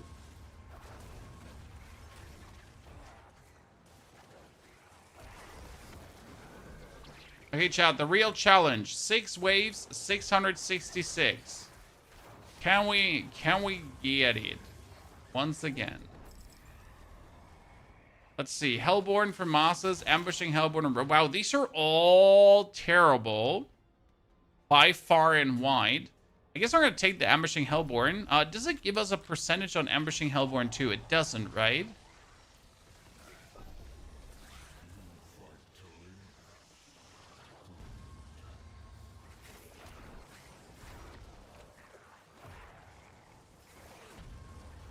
I'm struggling with a crit version while my cooldown is 6.5 seconds. You mean the Bone Spirit cooldown version? I mean, like, you only struggle with the crit if you don't crit, right? so if your Bone Spirit doesn't hit anything, that's why the Bone Spirit is bad. The crit version is bad for open world activities. That is not the pit, right? If you struggle with the version, right? I recommend just tempering rapid ossification on a ring, because even the crit version feels better with rapid ossification ranks, right? It's not that you need them. It just literally feels better.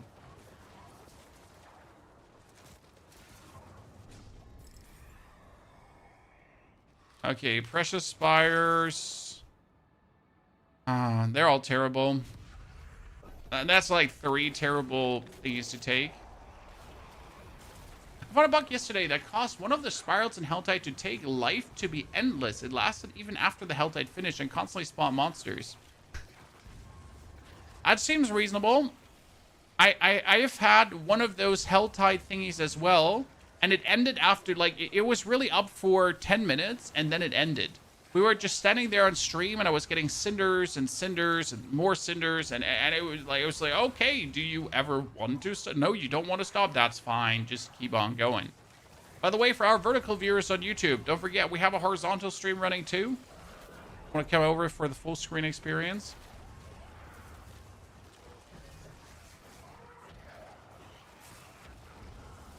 $112 ether wave 3. Yeah. I mean, unless we're getting a very good chaotic wave, this is not looking good, Chief. It's not looking good.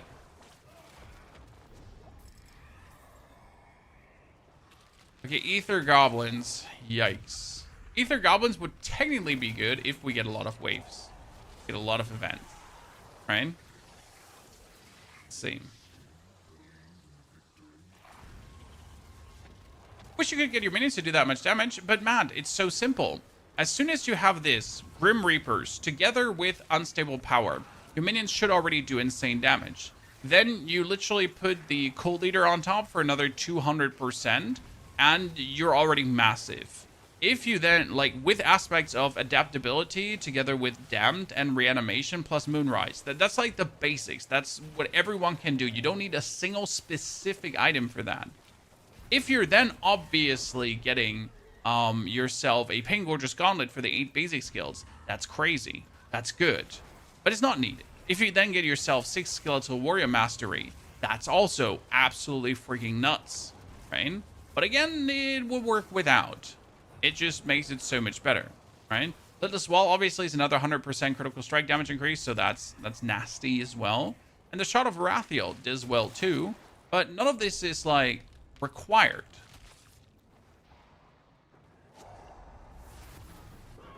Come on, goblins. Now we're not getting goblins. We're being robbed. Wait, which one is this? Oh, that's Hellworms, and Hellworms spawn so late. But Hellworms is usually like, what, 300?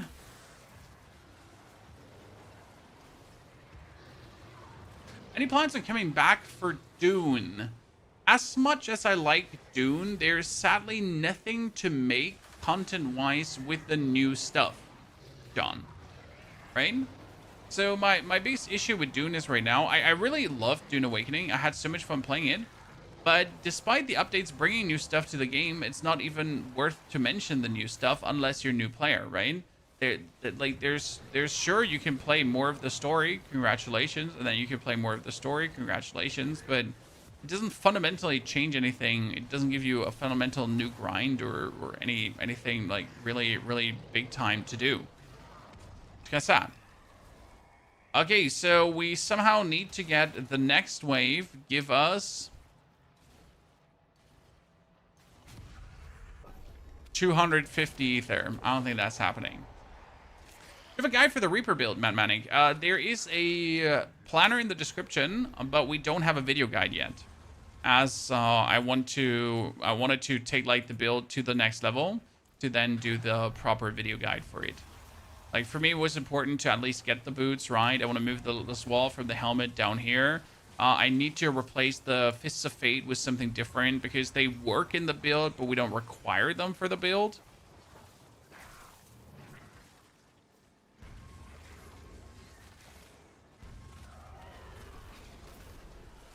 Or like working on the Bloodless Scream because I want to see if I can get my warriors up to the trillions of damage without too much of an effort, right? Like without trying to masterwork everything perfectly. I mean, that Reap hit twice is obviously legal. That was a little bit lucky to get.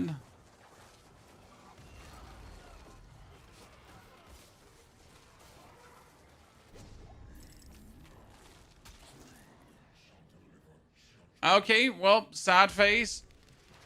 Only enough for the lads. But at least we can do the Legion event.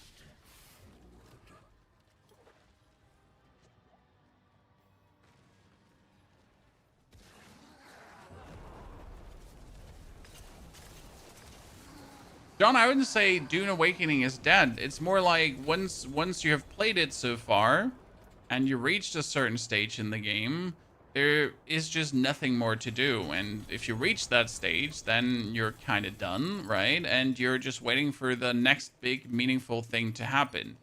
Now, if I was a normal gamer, if I wasn't a content creator, I would certainly log in to play some more Dune every now and then. But as a content creator, there is just nothing to do.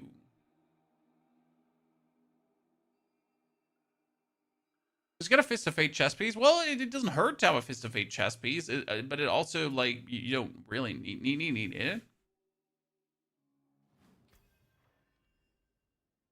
Oh no, I got bugged. I need to lock out and lock back in again.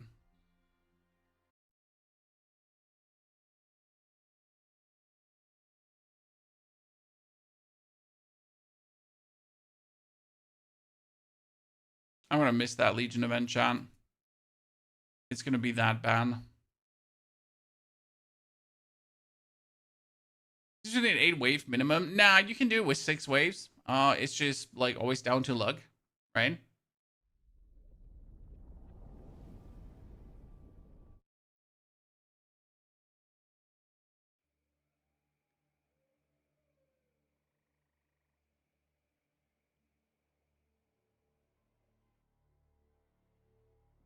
What build do you like the most for Pits and Hordes open world? I run Raven for Pits, and I love Cataclysm Druid for Helltides Hordes. I mean, I run Raven Cataclysm, pretty much. Which does it all, right? I'm back. I missed the Legion event. I'm so sad. I hope I can still go there. Pony's mad. Are Pain Gorgers any good to have for this build? Yes, Tim, because the damage that you're dealing, or the damage your dudes are dealing, is basic skill damage. So the Pain Gorgers gauntlets giving you another 8 ranks to basic skills is just a big multiplier. And it's so easy to get yourself Pain Gorgers gauntlets that it would be stupid to not go for it.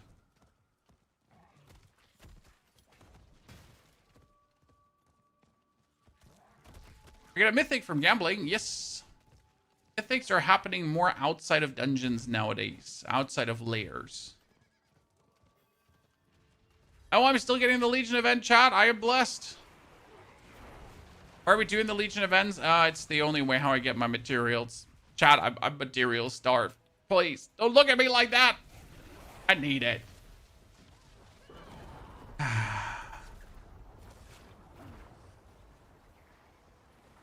I get Immortal on my phone for work, and why does it have more characters and a slightly better vibe? Immortal has so many good quality of life features because mobile games need those, right? The problem with PC gamers, or the thing with PC gamers is, for some reason, they're okay if a game is worse, right? But for mobile games, you gotta be on point, right? You gotta have the right loop in. You gotta satisfy your customers with new cool game modes and that kind of stuff. PC gamers are often happier with less, where mobile gamers really need to be caught in consistently. And you notice that in Diablo Immortal, right? And generally other mobile games, but Diablo Immortal is like a good example versus PC game for that. But I'm still sad that we don't have the Blood Knight. Where's my Blood Knight? Why can I not play cool Vampire Knight, dude? Okay, are we gonna do more hordes? I think we need to do some other stuff right now. So thank you for the lads that helped me with the hordes already.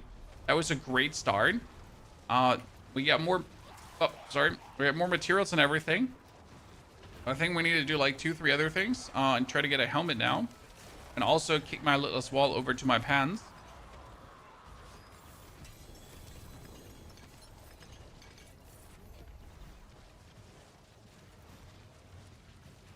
Try to get like 2-3 whispers too. Oh, that's just sad here. Can only be asked for easy whispers like here the lair boss. I want D4 to be the best. Me too, sir. Me too. And certainly Season 11 is going to elevate the game even more, as Season 12 is most likely going to be the expansion. And then we get a new class and we can forget about a lot of pains for a while until the pains come again, and then we have to bother about them, right?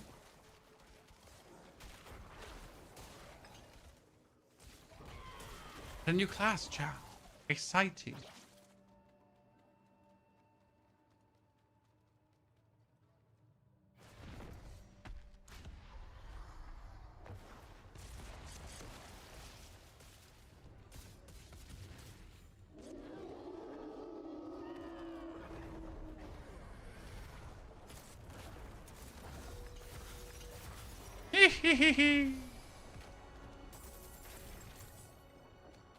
Poor guy. Get beaten by a bunch of skeletal losers.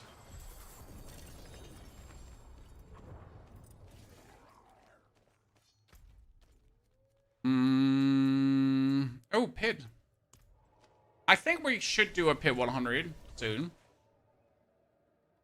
What's Season 11 bringing? Reworks to Masterworking and Tempering, plus a new actual season, defense and health upgrades, general combat changes. Quite some things are coming.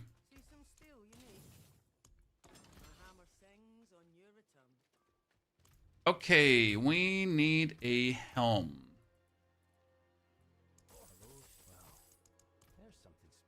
Still just tempted to take the cap here. This one, and re-roll the cooldown reduction into Skeletal Warrior Mastery.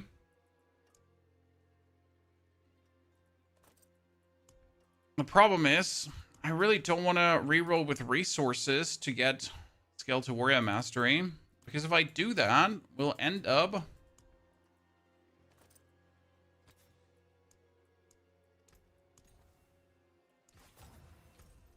in a spot where I'm out of Veiled Crystals again. Right? And that just makes Ponyhoff sad.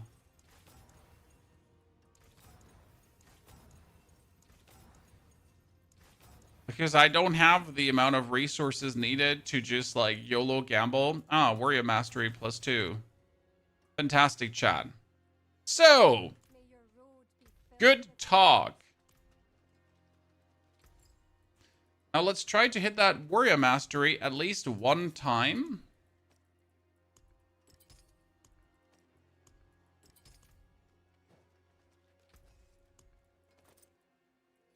Temper. Defensive temper. Instead of going for total armor, we can actually go for minions have a chance to fortify you. It's a surprisingly good temper. Because you're consistently just going to spend your time being fortified.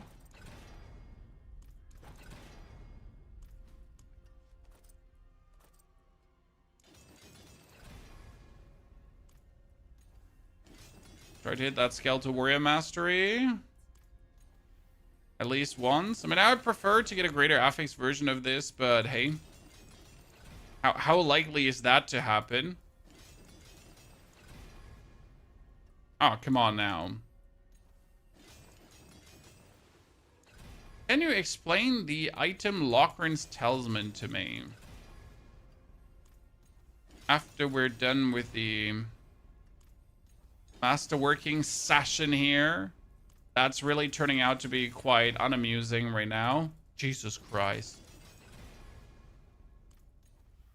Okay, then just don't, like, let me just burn through all my Veiled Crystals. Hey, remember how I didn't burn through my Veiled Crystals as I was trying to get the Skeletal Warrior Mastery?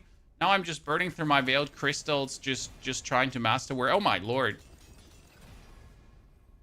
At least one single time. So we get that. And we have to put the Litless Wall away. And I have to get myself my Litless Wall pants. Litless pants. Because I have it as a pair of pants, right? Oh, I have them masterworked already? Oh, okay. Don't ask any questions, Chad.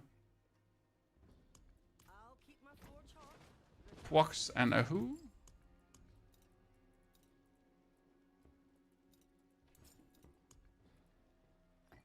Oh, I got two Ahu right now. Damn.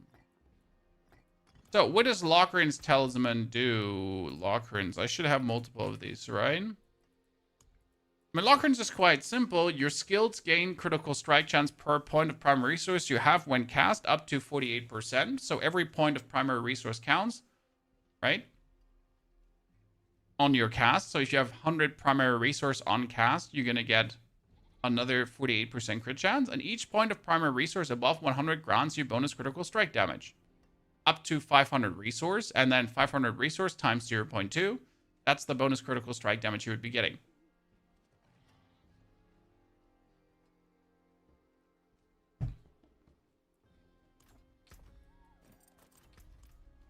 Veiled Crystals have been my bane this season, sadly.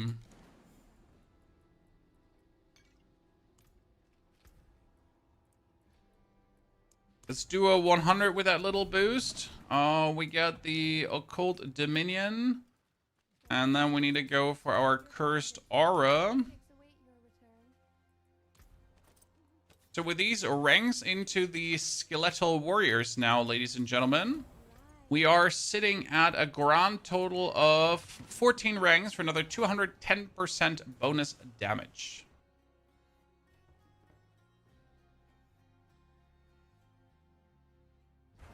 Oh, no, dude. You get both. You get the crit chance and the damage. Sir, you're getting both.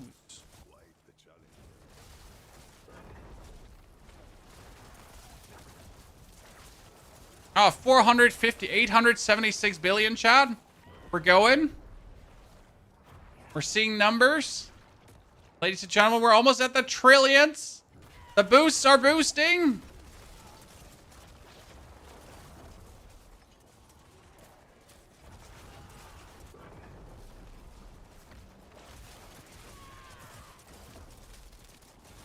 Another 400 billion. I mean, that was quite some damage there.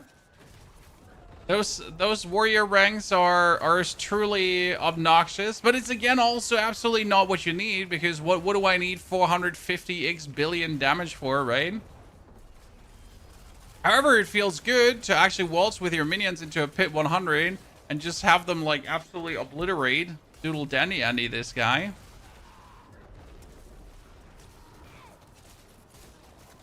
I was getting the living snot beaten out of him.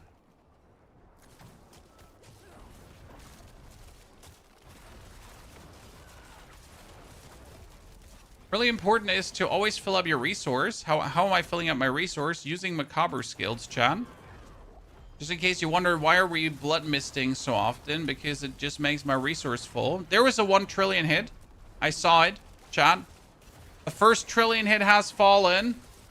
We have done it.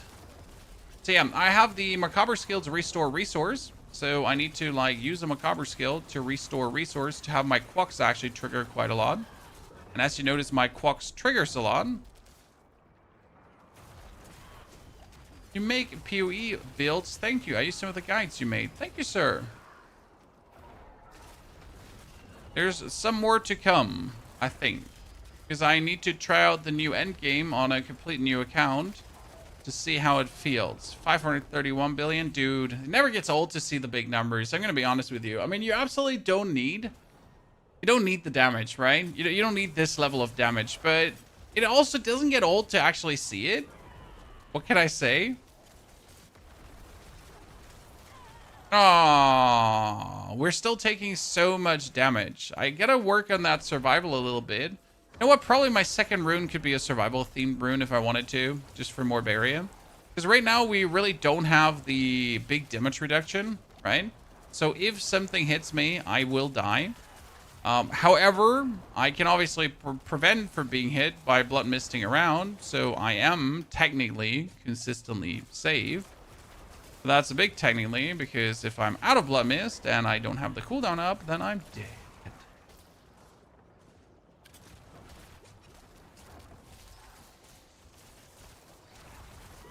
So I love Vampire Survivors. I mean, Vampire Survivors is there's a reason why these games work so well, right? To see your character get stronger, stronger, and stronger, and actually build up like a build on the fly.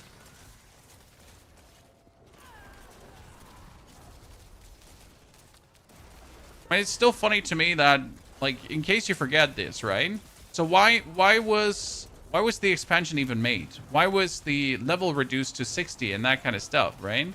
So the reason that happened is because Blizzard wanted to have a stats squish, right? Blizzard wasn't happy that people were doing like billions of damage and trillions and negative Intega. So they were like, hey, we need that stat squish, right? We need to bring everything down. Well, here we are. 5 seasons later. With that stat squish having achieved, let me check my notes. Oh yeah, absolutely nothing. I mean, don't get me wrong, I prefer the level 60 over the level 100 that the game has tremendously. I mean, the fuck would? Imagine having to level 100 leveled still. Could you, Chad? I mean, getting characters up, we actually needed leveling builds back in the days. That's the crazy part to me, right? It's like nowadays you have like, hey, this is the build from 1 to 60, but you're pretty much going to play it for 5 hours max, right? But before it was like, hey, this is going to take you 20 hours to get the character to the end game. So actual level builds, yeah, makes sense, right? Can you explain why Rathma's Vigor for this build? So if you're looking at my screen, what kind of damage do you see? What damage numbers are popping at any given point? That's overpower damage, right? So you see overpower damage. Rathma's Vigor gives us a 100% overpower damage, right? 120, 100, yeah, exactly. So we're getting 100% overpower damage bonus. Amazing.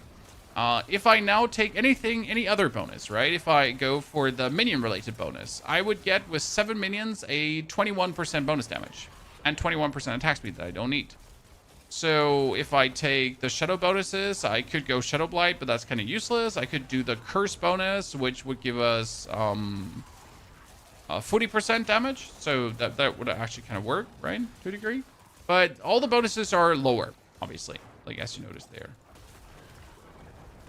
So why Rathma's Vigor? Because it's your single-handed biggest damage boost that you can possibly get for your minions.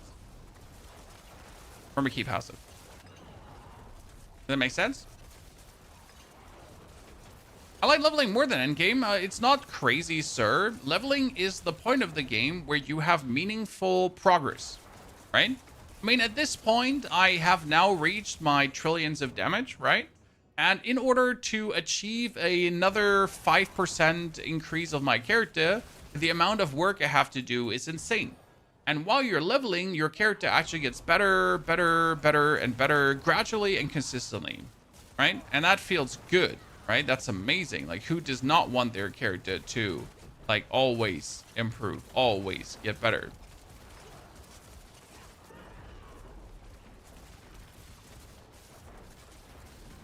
So yeah, you have that versus then the end game where it's going to be like this slog fiesta where you're trying to improve your character, but it's on the slower side.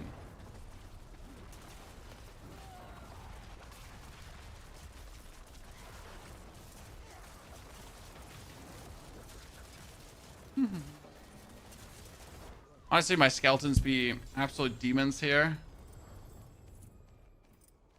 Absolute demons, chat. We still need to get an amulet that actually has like any ranks, because my amulet is right now very sadly rolled. Okay, how do I go for more trillions now, chat? I mean, we already have a good amount of trillions, but how do we get even more trillions?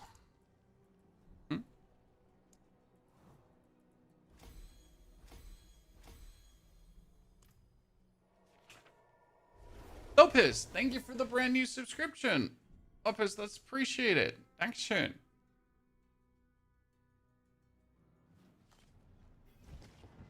I mean, TBX, there's nothing wrong with just actually not playing the end game. I usually try to get characters into Torment 4. And as soon as the character is Torment 4, he's done, right? And then I move over to the next character, and the next character, and the next character, and the next character. That's how I like to handle things. Okay, we need something that is not Fists of Fate, chat. But I don't have anything that's not Fists of Fate that would actually do anything for us right now. So if I look for Chaos Armor currently, chest piece, chest. I could have a Godslayer crown, but that wouldn't do very much for us, right? We have the Fists of Fate again. We got a Pain Gorgeous Gauntlets that would allow me to actually play Gauntlets, which is actually which is interesting because I could play another aspect if I wanted to. We got Flicker Step, Black River useless, Endured Faith. We get another Pain Gorgers. I might actually play Pain Gorgers as a chest piece so I can play gloves, right? I mean, I could technically play Banished Lord's Talisman for another 72% bonus damage because my critical strike overpowers are actually, like, they're hitting, right?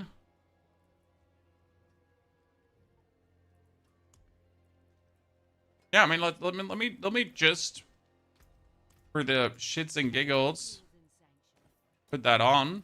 Because, hey, if I play that, or if we play the Banished Lords is definitely going to give me more attack speed as well. And that attack speed more is actually useful for the build because my minions need attack speed. The core skills is completely useless, so that's that. The overpower damage does work as well, so that's also good.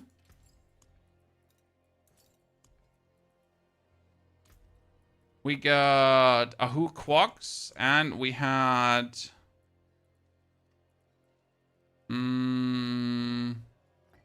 Lith, and it's the big question. You know what? I'm gonna go for Dark Shrouds now. I want some damage reduction, chat. I hated that we don't have damage reduction. You gotta know who. I have two Ahus finally. Two back-to-back Ahus, Katie. Dungeon keys, amulets. You know what? Do another 100.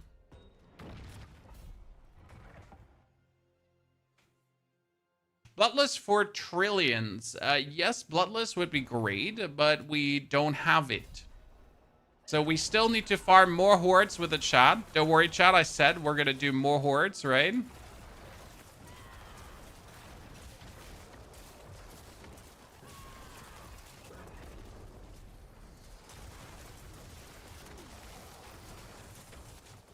I mean, interesting to see if you don't play Bloodless Scream, I should also have less cooldown reduction. Bloodless Scream. If you don't play Fist of Fate, it's also going to be less cooldown reduction and everything.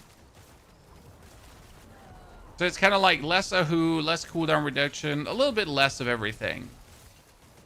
So how much is that going to factor in? How much are you going to feel that difference?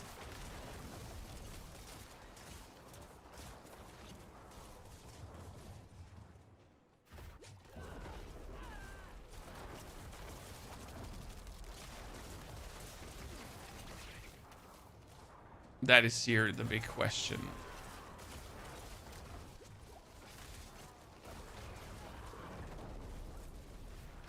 Working on Necro, trying to find the Shattered Spirit. I just got a better one today, Katie. I went from my 400% Shattered Spirit to the 850% Shattered Spirit. Yep. I just got another 450% damage on the build, just like that. It is actually crazy.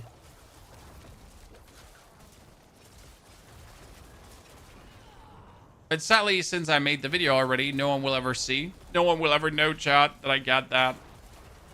Or he's gonna be like, oh, Pony, it's like it's nice, Granddad. Go back to bed.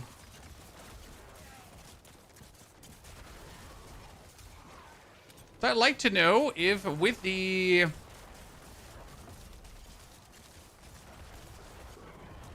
Banished Lord's Talisman, we're actually seeing more damage than with the Fist of Fate. Because obviously the Fist of Fate can create outliers, right? They're amazing. But with the Banished Swords, you have like more consistent damage boosts. I mean, I haven't seen an 800% hit, right? The big issue is probably not getting the amount of box rune that you're used to, right? I don't remember how many minutes we now took for our last hit 100. So that would be a great benchmark if I remembered that.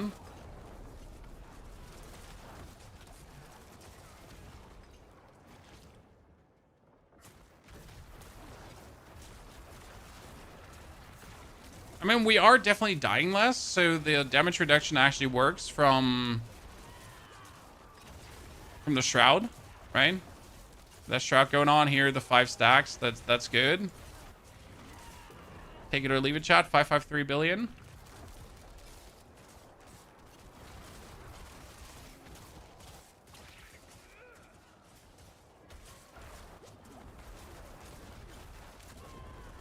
By the way, now that we have a power, okay, that gives our skeletons a different skill. Can we talk about how that should be the norm? How, like, if you play Skeletal Warriors and you have the basic skill Reap equipped, your Skeletal Warriors are able to use Reap. If you have mages and you have, like, the Blood Surge equipped, then your mages could use, you know, well, whatever, right? Well, like, give every single skill and aspect for my liking, but do something, right? Because we finally have our minions actually be able to interact with the aspects and skills that we're using, so actually a cool, meaningful thing, right? But like, it's just very contained now, right? We can either do Bone Spear or we could do like the Reap because of the chaotic power, but once the season of the chaotic perks is over, that playstyle is completely gone again. Right? We have like a cool, unique playstyle that's actually quite amazing and everyone seems to love. But you could take it like so much further. 7 minutes left on the clock last bit. Yeah, I feel like we're faster. Like when I generally go after the actual killing speed of like the packs, it definitely feels faster. Might be that the Banished Lord's Talisman just really gives me an average nice damage compared to the random jumping damage of the Fist of Fate. I think we died also one time last dungeon, so we gotta subtract that, right? The one deathy.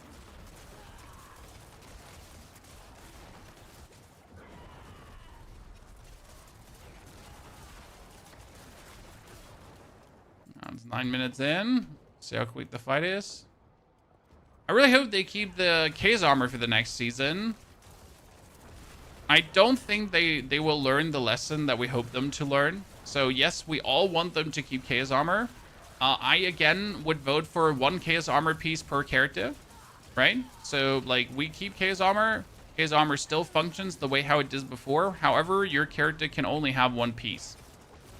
I think that would be the best way how to make Chaos armor meaningful good. Yeah, look at how the Ahu is now not like going completely crazy.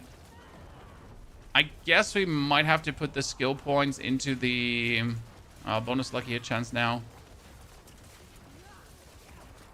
But still, this was a faster clear, definitely.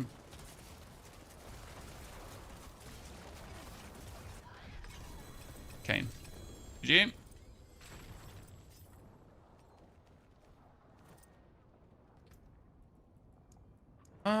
We get Essence, and we get Dominate. By the way, do you have any of your glyphs 100, chat? I cannot match the Sork without Mana Shield. Oh, yeah, I know what you're saying. Sork going away from being virtually unkillable to suddenly falling over from a wet fart. It's definitely not going to be the thing you're looking forward to. I feel you there, sir. Trust me. 3 ranks to Terror. When was Terror again? Terror was, here.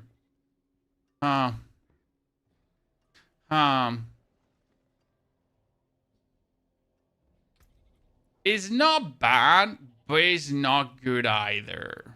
However, I might have to keep it.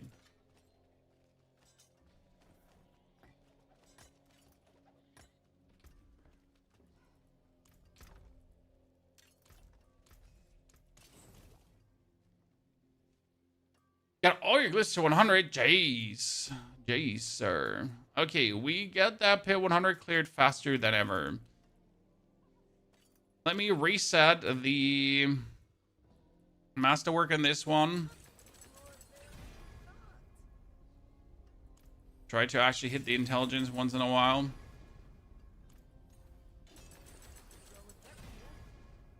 Oh, really? You hit that maximum resource one more time, I'm gonna hit you.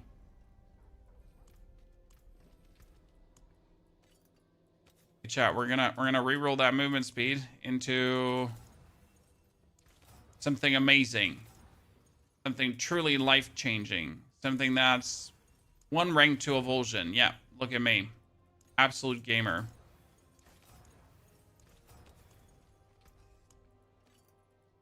All the reworks were worth it, after all. And, oh, look at that, intelligence. And we're actually out again of Veiled Crystals. I mean, despite doing Legion events quite thoroughly, chat, yeah? I've been doing those Legion events. I cannot seem to keep up with my needs. Any tips on making the spin to win rogue build? You have a little tankier. It's a bit of a glass cannon situation. Did you temper more ranks to second wind? Like that's really where it stands and falls. If you're not have more ranks to second wind, that's bad. You can also use the Kui rune because you do enough damage. So instead of using one of the other runes for more damage, like for example, you don't actually need Pok. I think we've been using Pok, right? You can just use the Kui rune for more barium.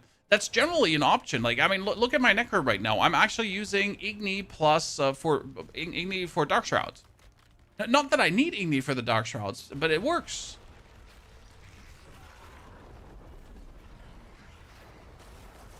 Right?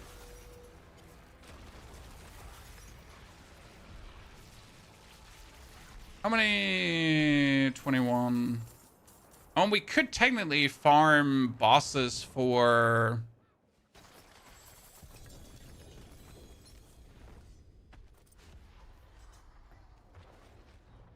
thingies, right? Technically. Build guide, there is a planner in the description, sir, but there is no video yet. Sorry. Mainly because I just didn't have this to the level of power where I wanted to present it.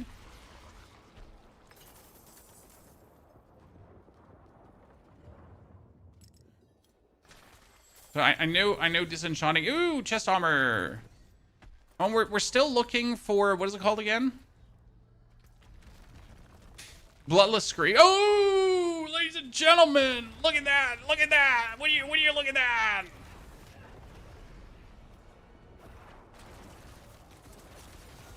So that's the final item you need. Why is the Bloodless Scream so good? So it says your darkness skills chill enemies for up to 100% and deal 240% increased damage to frozen enemies and to bosses. And to bosses. Right? That's the clue thingy where it's so good. Because you're just doing 240% more damage against bosses. You know what I wonder? How good would it be to run a Frost Nova? A Frost Nova rune. What do you think?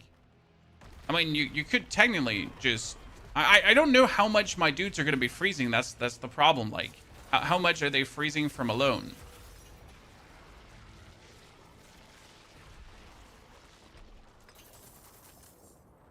But could Frost Nova work? How about Spirit Wolves? Yeah, but wouldn't Frost Nova be better? Because Spirit Wolves, they actually need to attack and do things, right, and hit. Where Nova is just... It's just like boop, boop, boop, boop, boop, and it hits everyone, right?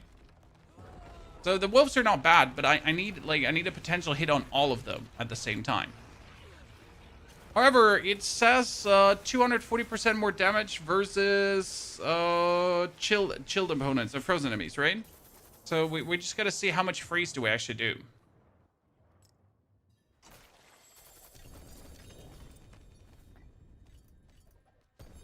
Let me... No Belial, by the way, Chad. Haven't seen a Belial in 100 years now. Feels bad, man.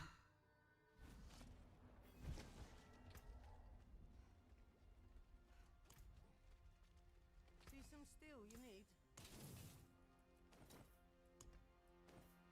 Okay, masterworking. I want more ranks to Darkness Guilds. And I don't care. Because I'm not going to, like, masterwork this now multiple times. So, more ranks to Darkness Guilds. I need the Igni Mott rune. What color and brilliance. For the time being. Oh, nope.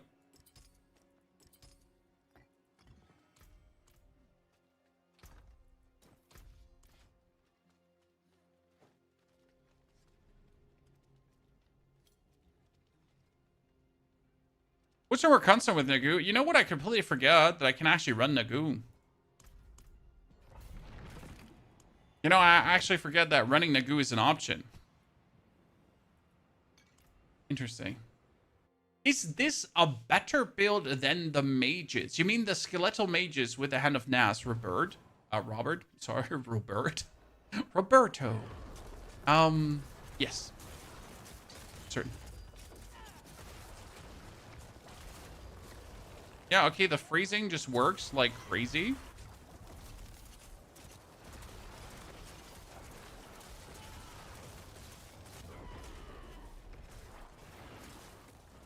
We need to get to a boss to really see the damage gain. Right? Because I doubt that against normal opponent we'll actually see like, oh, 802 billion. Okay, I take it back. Pat. I doubt that versus normal enemies we'll see the actual power gain of this. But see, everything is kind of like frozen instantly. That's quite nifty.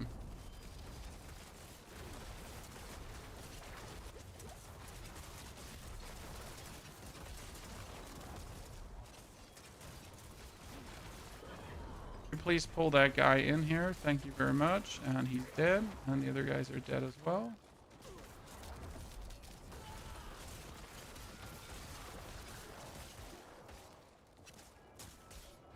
The advantage of the Reap over the mages is that, well, the Reap is always critical strike.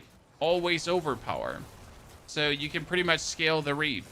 Now, the mages, at least your mages are actually doing the damage. So that's a bit the different philosophy here, right? If you want to play a build where your minions are actually doing the damage, then mages would be the play. Because in this build here right now, the minions are not dealing the damage. What's dealing the damage is the trigger of the Reap, right? However, without minions, no reaping, so no damage, so make out of that what you want. Pretty much. Right?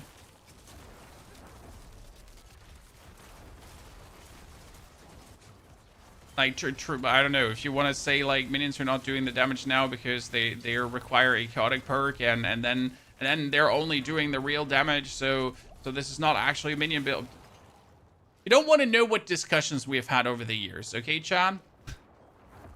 And if you've not been playing Diablo 4 since yesterday, then you know that a lot of discussion over the years have been, is this a real minion build? Oh no, your damage is coming from a different source than minions, so it's actually not a pure minion build. It's a fake minion build. And then you're like, sir, are you okay in your head? Did like grandma go back to sleep? It's like, you know, is laid.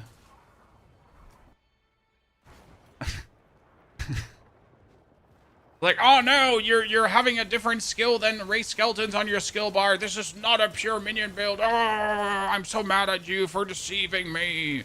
Because I made up the term pure minion build totally, and I have my own rules, and you're not adhering to them, so I hate you. Okay, Jebediah, that's fine, but you know that you're the problem. Not me. No, you don't? Ah, Shane.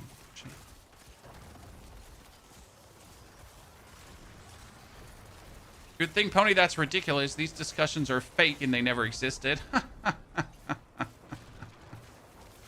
Sir, I wish. I absolutely wish.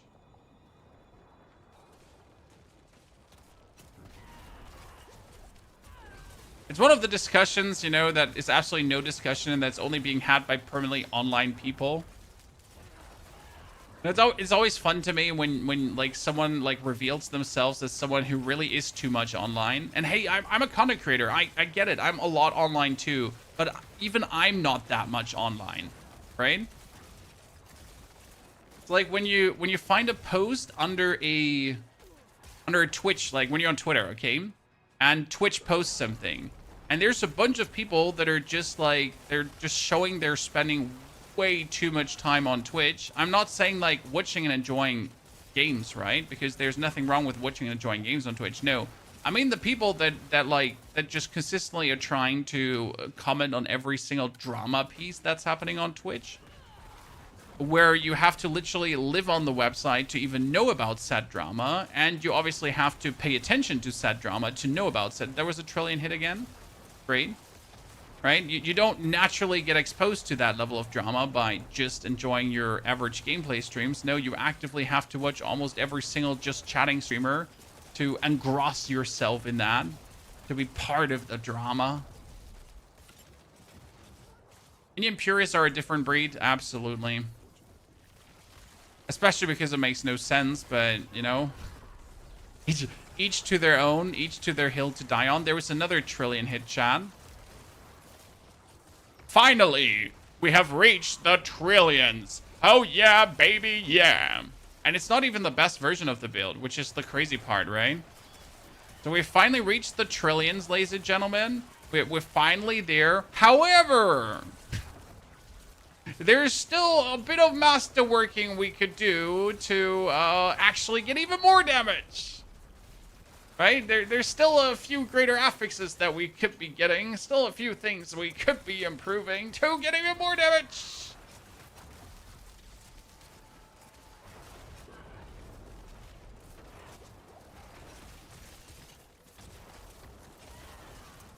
We're not even pinnacle. It's not even the end.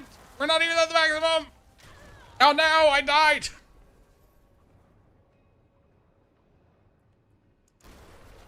Let's cool the build. Maybe it's more fun than Bone Splinter. I hate that. Standing still all the time for casting it. It's a shame it's not the... Ah, I see what you're saying. Yeah, okay. Like, I accept your point of critique towards the Bone Splinters, that you gotta stand still to actually cast them. That is truly a shame. Yes. You're like, you know what? You're fine. You're not weird. You literally want to zoom around like you do with the other builds, and that's totally legit. Who doesn't want to do that? Okay, we're just absolutely murking that Pit 100 boss, though, right? Damn, son, Chad. That was great. Okay, I'm really happy we actually put the hours in today to get this build better, because holy moly, we just improved. And we can improve even more because I can keep leveling my glyphs, right? Is there any point of doing high push runs a part of the game when the XP and rewards are not much higher above level 100? Lolsa, no. I personally believe that going Pit 100 is just hating yourself, okay? Because past pit 100, the pit stops being fun. Up to pit 100, it's still bearable, it's still cool, and like as you can see, I mean, I did a pit 100 right there, and it felt good. It didn't feel like I was struggling too much, right? I didn't spend too much time beating the mead. I only beat the mead a little bit, and it felt good beating the mead. So that was fine, right? But if you're really like going for higher pit tiers where you're just consistently spending like 50 minutes in one pit, right? And you just take like 20 minutes per mob, and you're asking yourself, why am I even live? Yeah.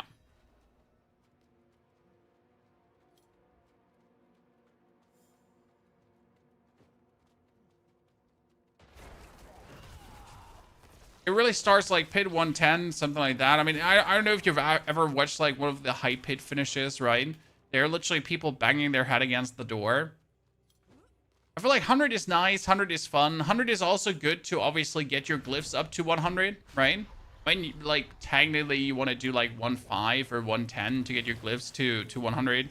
But then again, I haven't had a single glyph to 100 since that exists. We can, Katie.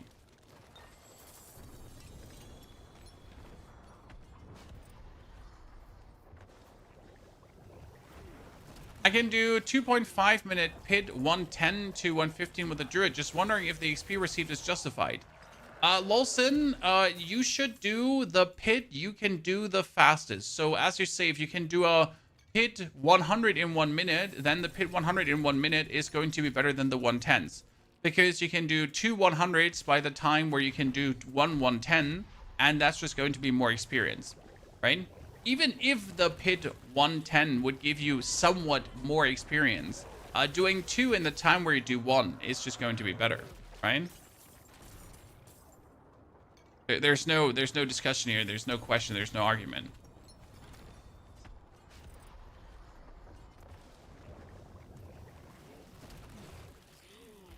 So yes, there is some more XP, but the rule of thumb goes if you can, like, just do the fastest finish.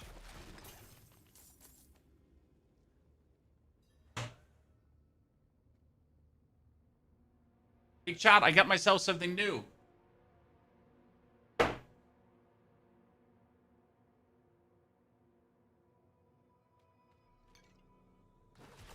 It's a fancy mat for standing on your standing desk, so your feet don't get tired so quick. I like it a lot. You needed that? I needed that, absolutely. My knees say thank you. My feet say thank you. I mean, my right leg is still completely numb, so that's sad face, but it's getting better, hopefully. Or I'll be forever having that leg. Hopefully not. No, the back is good. The leg is just numb, sir. You know, at this point, it's just the nerve that has to recover, but that takes intermediate time X. You know? It just takes as long as it takes. Oh, look at this, ladies and gentlemen. Useless gloves. But pants. And that's the unmaker. Useless pants. Great. You stand barefoot? No, I have shoes on. Because if you, like, I don't know if you have ever had a numb leg from a pinched ischias nerve and back issues, but it feels like you're standing on an inflated ball instead of standing on your back foot. And that feels extremely weird if you're not wearing shoes. You know? So yeah, that's why I've been wearing shoes for the past week exclusively. It just feels extremely weird. Okay, we're getting our veiled crystals, guys. So at this point, we're farming a bit more. That I actually have more veiled crystals for the sorceress gameplay.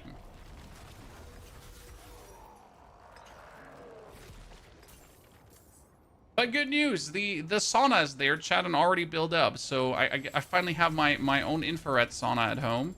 So I can now cook myself like a lobster. Woo! Life's good. Appreciate the build guides you make. Thank you, sir.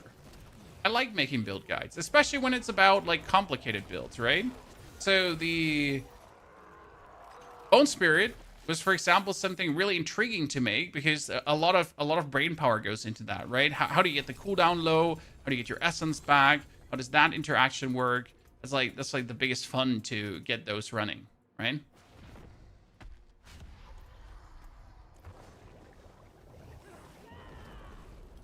Nothing is complicated. Well, Ivan, obviously you're so smart and nothing is complicated for you, and we all have to bow down to your intellect. So, GG, I guess, Ivan.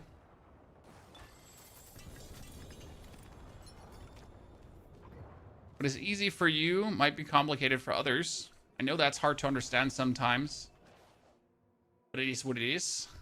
You are having hard times leveling the Necro. Meloxy. If you want to level the Necro, what you're going to do is, okay? Meloxy. I don't know if you're 60 yet, though, right? So you're going to make yourself a Necro. And what you definitely need to do is, so you create a new character, you go for a Necromancer. You name it Reeb. Surprise, who would have guessed? We could probably go for hard right away, correct? Marcus, I wish we could do more Once Human. It's one of these beautiful games that sadly has fallen.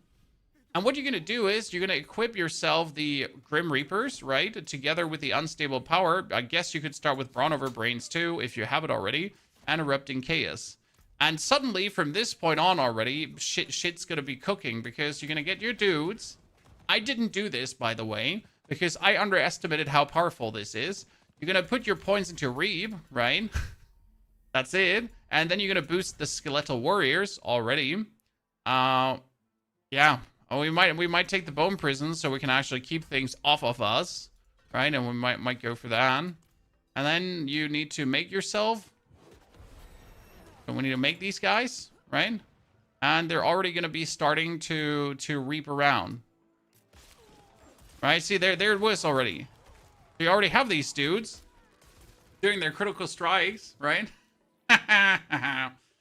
Meloxy, you're not being able to do Torment 4. Well, Meloxy, I mean, if you like minions, you could easily do Torment 4 with the Reap Skeletons. Because they don't need anything. So the skeletons, like this, like I showed you with the Chaos Powers, right? The only thing you need to do is get some Paragon points into Cult Leader, get some attack speed for Cult Leader to be up to 100%, and then with the aspect of adaptability, Damned, Reanimation, and Moonrise, you're going to sit at billions of damage, just like that. Plus then, obviously, the Chaos Armors. The plan is for that, by the way, is in the YouTube video currently, and video on this will follow. But this build is like instantly just good. Just good. Without a doubt. Oh, Legion event, another one. I am getting all those crystals, chat.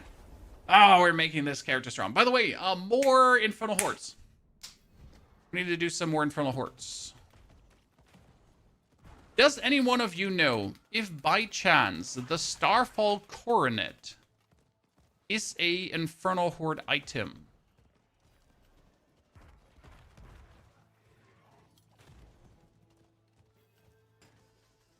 In this, like is it a chaotic unique?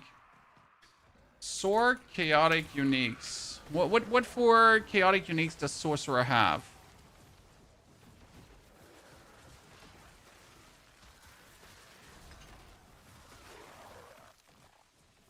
For Sorceress. I forgot, so I need to look it up, right? Sorceress has Actual Conduit, Blue Rose, Asadora, Izu's Heirloom. You can get Flame Scar, Fractured Winterglass, Galzanic Azurite, Ophidian Iris, Rainman, Staff of Endless Rage, Staff of Lam Eason, the Starfall Coronet.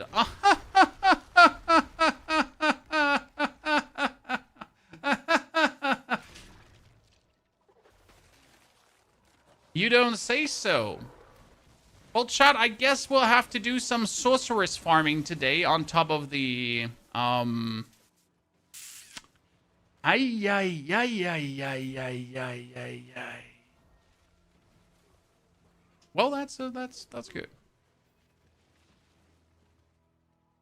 since we want to do the meteor build tomorrow, but for the meteor build, I need to have the meteor, right? So since we already perfected our necromancer, I guess we could play some Sorg in a bit, chat.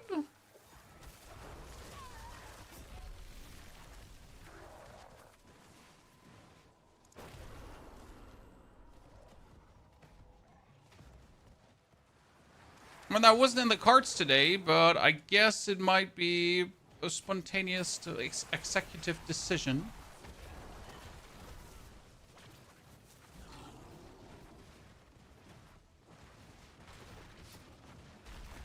I like that idea. This one isn't even fully masterworked, right? My rings are not fully masterworked. My amulet is not fully masterworked. My chest piece is not fully masterworked, and especially has the wrong masterwork hits. Beautiful.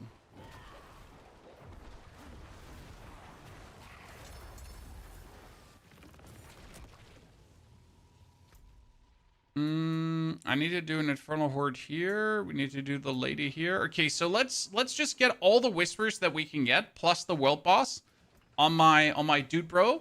And then we're gonna go over to the sword. Does that sound good? That sounds good. I like that way of thinking. Well, this is everyday business, Zandua. Everyday business. We're having exciting things happening every stream. Otherwise, why even bother streaming, right?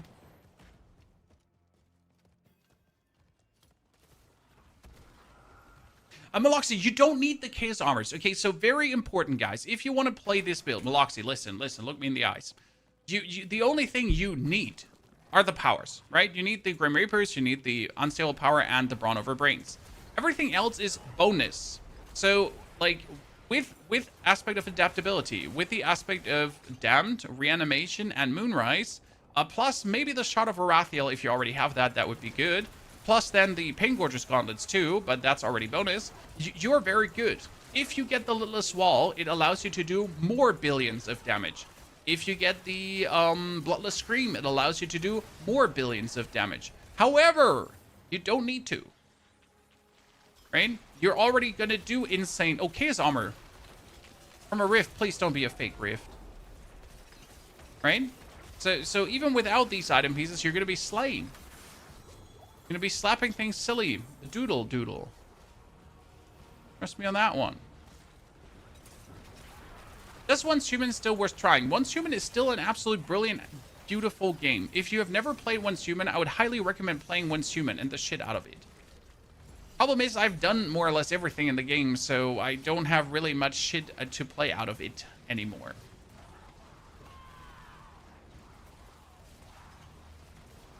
So, Meloxy, if you then have everything, if you then have these pieces, for example here, Skeletal Warrior Mastery Boots and Helmet. These you could roll. With enough money, you can just make them. With enough obelisk gambling, you can just get these, right? I obelisk gambled these boots. I obelisk gambled this helmet. Actually, no, I re-rolled this helmet until I had it. So these are the important pieces. This is just for more billions and trillions. This is for more billions and trillions. This is for more billions and trillions. For Once Human is one of these games, I would hope that they just make a Once Human 2 or just restart everything, right? Once Human was really so much fun. I have like what 400 or 500 hours in it. It was great, but yeah, the developer kind of couldn't keep up with the hype. Oh, 5 billion that was, not trillion. Sorry, that was a trillion hit. Get all excited, chat, for no reason.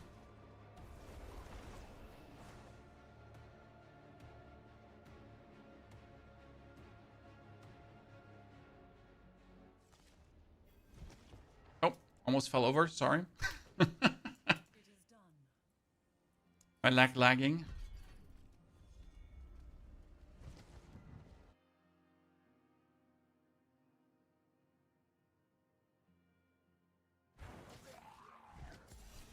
Okay, what do we have? Oh, we had the rituals too. Are daggers or swords better for rogue Dens of Nice poison trap build? Daggers are for close damage. So since you're with Dance of Knives always trying to be distance and not close because you have a damage to distant bonus multiplier, it is better to stay distant to the enemy. Ergo, swords are better because of the critical strikes. Since a lot of your damage are also going to be like the poison burst, then that poison burst out of your poison and not actually the damage over time. That's why you want to have swords. That's obviously a minimal difference, Hateful, right? So you're not going to do twice as much damage right now. You're just going to do some more damage.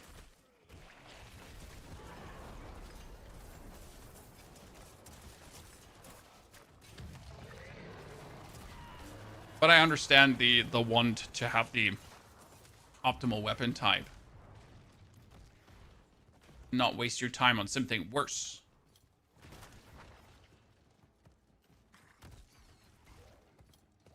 Mount, it's the Griffin mount. I don't actually know where you get it from, right? Where do you get the Griffin mount from?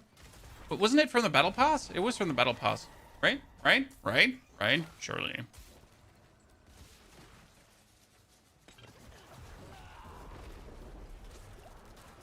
Did any one of you actually finish the Battle Pass, by the way, Chad? I haven't because I just don't want to click the buttons. So the main reason we have not finished the Battle Pass is that I am too lazy to click the buttons to finish the Battle Pass. Because it's super annoying and I hate it. Yeah, it's like when actually finishing the Battle Pass becomes more nuisance than fun, right? I mean, I don't understand what was so wrong about a timeline that you could just click down and you could just get your things and that's it, right? Happiness abound. Why ever we had to change it in a way where it's now an absolute nuisance and you just hate it and you don't even want to do it anymore. I mean, Journey is perfect. Like, I think I like Journey, right? Finishing Journey is great. By the way, I haven't finished the Journey yet.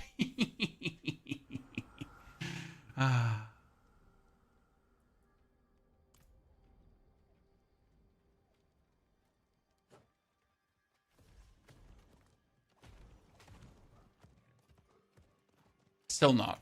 I'm sorry, chat. Don't you judge me too harshly, but I just haven't.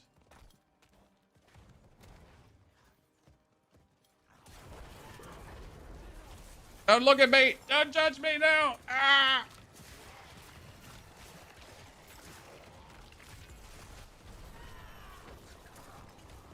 The objectives in the last tier of the season journey are so tedious. I will do them. I always do them at some point. But I like it's just really the last thing I do on my list of things.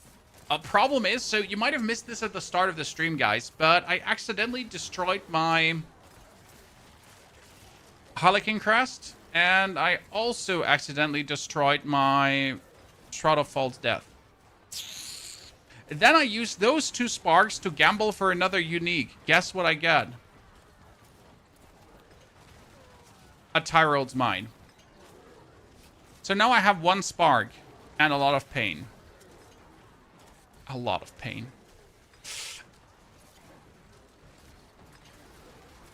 A lot of pain. I'm sorry, what accidentally? Well, you know, things happened and things happened. I mean, luckily it's now the end of the season, so I'm not mad. I'm just disappointed in myself. But I'm not mad. I'm good. I'm good. Fine. This is fine. By the way, 2 days ago I had 700 million gold. Where did it go, Chad? What happened? I mean, seriously, what happened? Who stole it? What's your fucking problem? I mean, seriously. And what happens when you, like, try to min-max some builds, right? I only wanted a 2 GA and I got 8 Doombringers. Yeah, reasonable.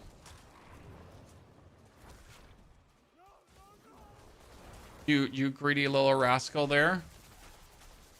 How much warp? I have 18,000 warp. I could get another spark from warp. Because I actually have one character who already spent like 10,000 warp on reputation. And I could just push it through if I wanted to.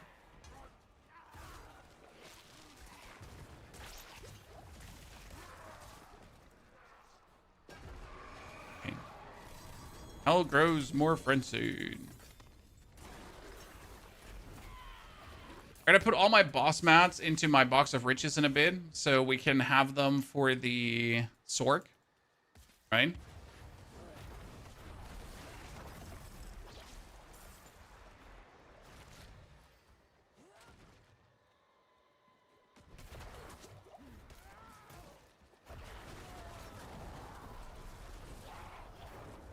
Add a blazed for a mythic rift. Blaze, really? I'm falling for the trap, Chad. I'm falling here. There you go. Falling for the trap. I'm adding blazed. It's gonna bamboozle me. I'm probably gonna feel like something like in my back in a second.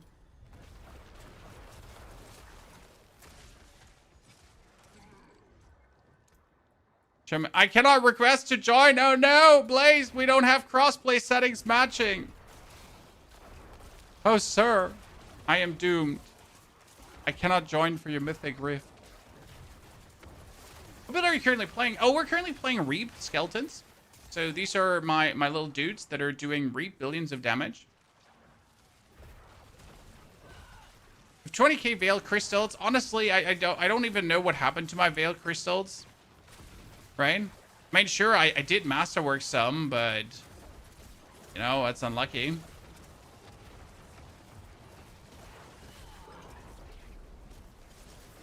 I even did the Lilith on tier 4. I should be able to just nuke her, right? So, I guess, yeah, we can kill Lilith on tier 4 quickly.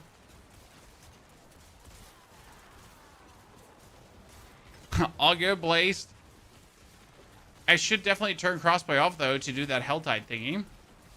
Which is better farming for... Reap or Soul Rift? Soul Rift is better for farming. Reap is, I think, better for...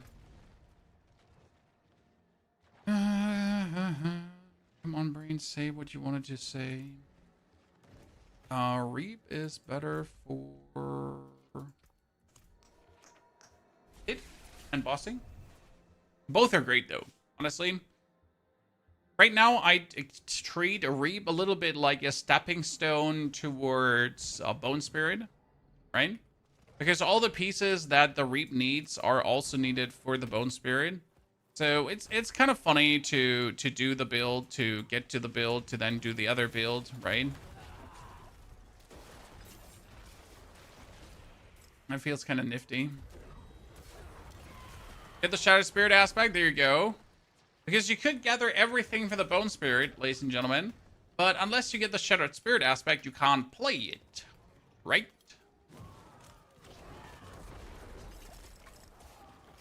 That's a little way to over bomber. Bone Spirit is so much fun. Yes, especially because it's kind of tricky to get together. And once you have it together, it feels extremely rewarding. Right, however, you could also play minions and just get trillions of damage with minions, which is kind of nice to say, right? Hey, chat, imagine minions doing trillions of damage. Yeah, the fuck yeah.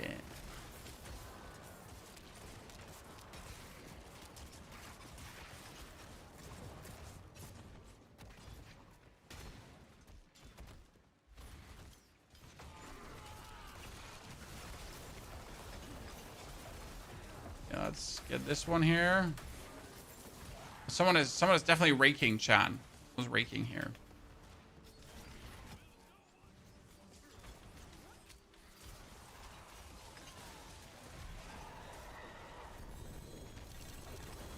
As this, you got a Shaco, you turn to the Bone Spirit. That was a good move, sir. Pelican Crest is not mandatory, but it's a good reason to swap a do over.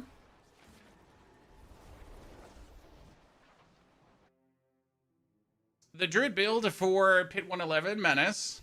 I'd love to hear it. Okay, 1, 2. Why am I opening that right now before I cleared my inventory? Want to explain, Chan? Use it well.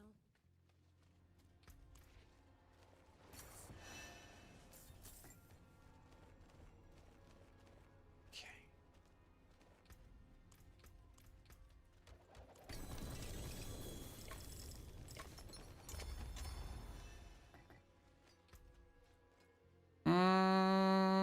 Nope, nothing good.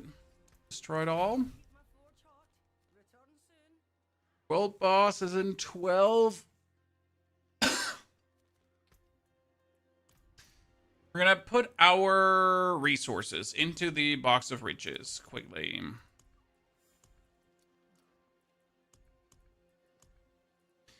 I need to really clear this thingy out here. The wonders of Sanctuary at your fingertips. I may help you. Has any one of you done a Nightmare Dungeon escalation? I think the answer is gonna be no, right, Chad?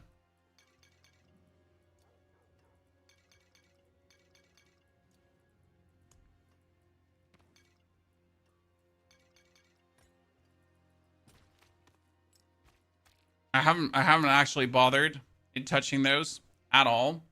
I know they still work. That wasn't a question of do they work or are they worth. It was more like did you though, right? Did you go? Did you try?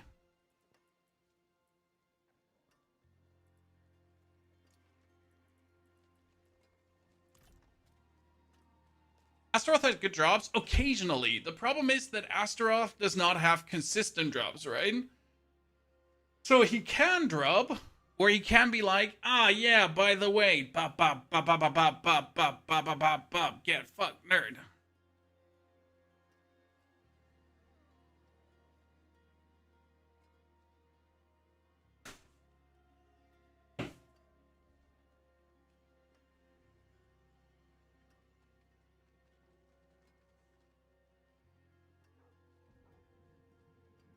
I enjoy strong rooms. I haven't liked them a lot. Okay, chat. We have done the rebuild. And the rebuild is in the description. But I think we need to now go over to the Sorg. Because we want to farm a little bit of Infernal Hordes together with you today. And I need to get a Starfall Coronet as a chaos item. I don't actually need it, but I want it. Now what I need, though, is my goddamn Banished Lord's Talisman gloves, and I don't know where they are.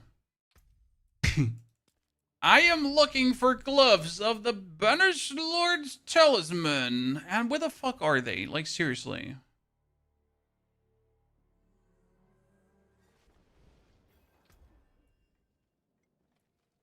You get the Air of Perdition. Yeah, you get the Icarus Rose, but you don't have the Banished Lord's gloves? Because my Sork is just missing her gloves now. Wait, does my druid have them? My druid has them. Yeah, so don't look at my chest. I'm naked because I might have destroyed the item that my druid was wearing.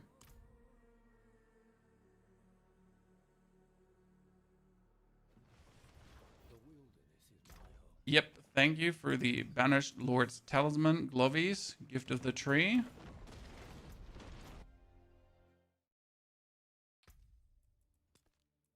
So balls. Ladies and gentlemen, who would like to join me for some Infernal Hordes?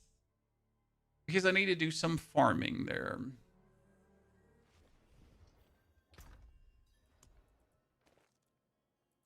I haven't played this character in a hot minute. I don't even know. Oh, wait. What are we going to play? Denny, you're coming with me. We're going to play Catalyst or Boom. We're probably going to play Catalyst. Fine.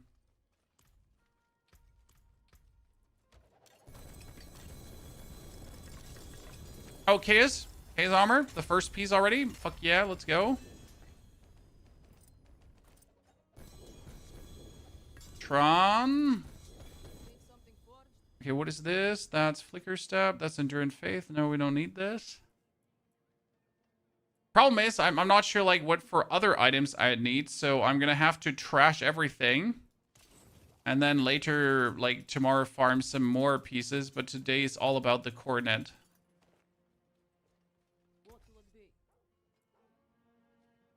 The normal coronet might be better. No, because like the Starfall has the lowest cooldown possible, right? So that's definitely what you want to have. Father bless. What do you need? Okay, first and foremost, let's do the Wilt boss quickly.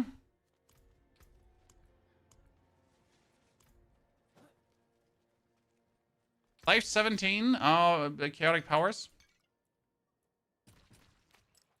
Sir. Really kill this. So yeah, Starfall has like the thing is, what does Starfall Coronet do? So Starfall Coronet is Meteor's mana cost is replaced with a 2-second cooldown, and usually the cooldown is 5 to 2.5 seconds. So the cooldown goes down to the lowest possible and allows you to spam more meteors. And I think that's a big differentiator, right? You're able to spam more meteors.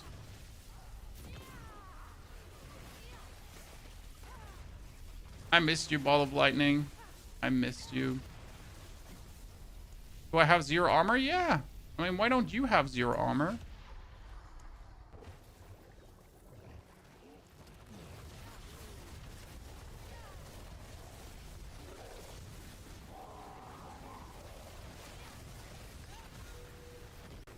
Oh, I forget that he can actually kill me.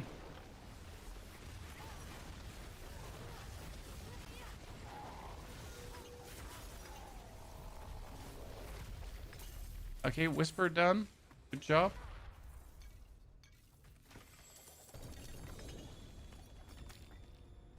Look at me getting a Staff of Lamison that I'll never use.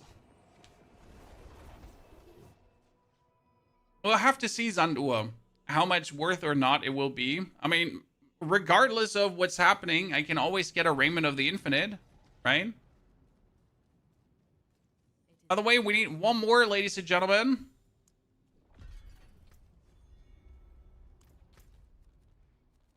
One more willing sacrifice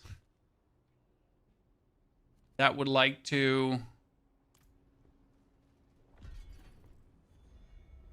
go for the Infernal Hordes.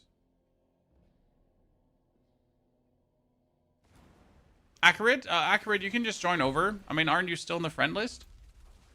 Accurate, I didn't kick you out. See, you're still there.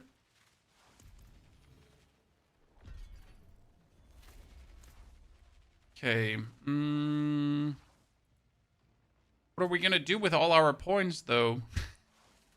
I mean, I haven't played this character in a while, so I don't actually remember what I was, like, busy trying to do on how to, like, improve the character further. Right? Oh, I think, Aki, you're already invited. You might have broken it, Aki, honestly. Because I invited you, and you invited yourself, and now we invited you twice, so you broke it. Yeah, like, I didn't have anything, like, oh, you know what? I wanted armor. Yeah, that's what I wanted. I just wanted some random armor that I could get for no reason. Yeah. I like that. I like that.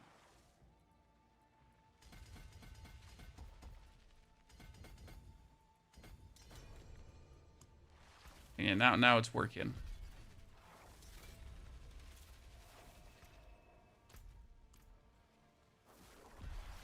Anvina, good to see you there. How are you doing? Midgis, by the way. Also, thank you for the brand new subscription.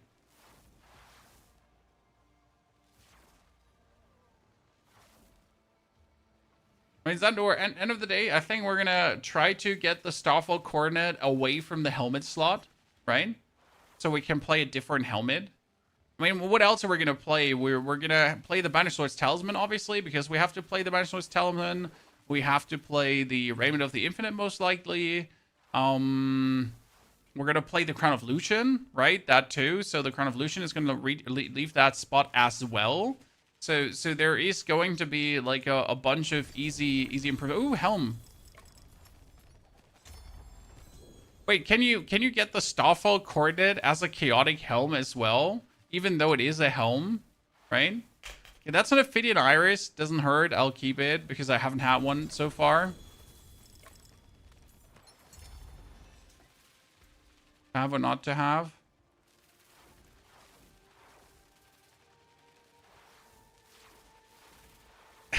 Granny and Grandpa are here. Yeah. That means the children are gonna be busy, sir.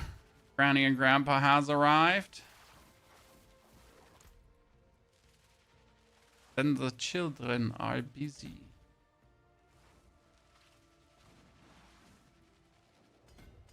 If Granny and Grandpa are cool. If they're not cool, then they're not busy. We have a guild in D4, Harlequin. We have a guild. It is called the Pony Half. But yeah, I mean, like it's just running on the side. We have a quite like I don't even know where the guild meta clan here. So we have the requests. We accept requests. There's a lot of people in here that have been here since forever, right? I actually have to kick a lot of out because there's a lot of people that probably stopped at this point playing the game, and they're still just hanging, you know.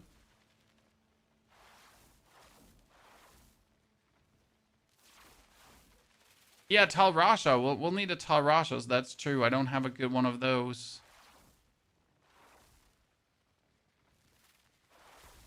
Now we probably need to get a potential flicker step. I mean, my last meteor build is a bit ago.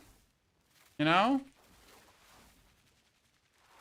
That was season 7. No. Wow. That's... Oh, Jesus Christ.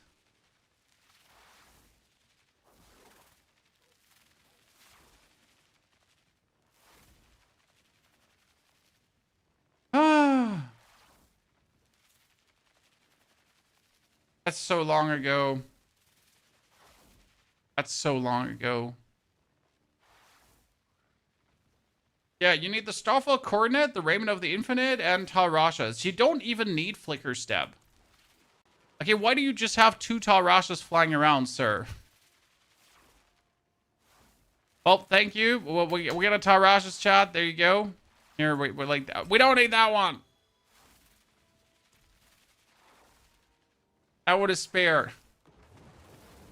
Now, I have some Tarashas myself, Casanova, but I don't remember what this character has because it's so long ago that we played it, right? By the way, we will need Nightmare Dungeon keys from you boys because I only have 1 8er. Wait, are we like what are we? Danny is also a druid. The druid. Oh, Danny, where's the last masterwork here, Danny? Well, what's happening here? We're like, who ran out of materials? Thrawn is a Necromancer. Ooh, an Even Piercer Necro. So we actually have 2 Necros. That's kind of cute. I like that. It's funny because, like, I might not even be the fastest one in this team, right? Oh, yeah, like, we need Shattered Stars. That's true. Do we have that? Good point, Zandua. Oh, we have it! 18 out of 21. Let's go! Okay, that's nice. Good start into the day.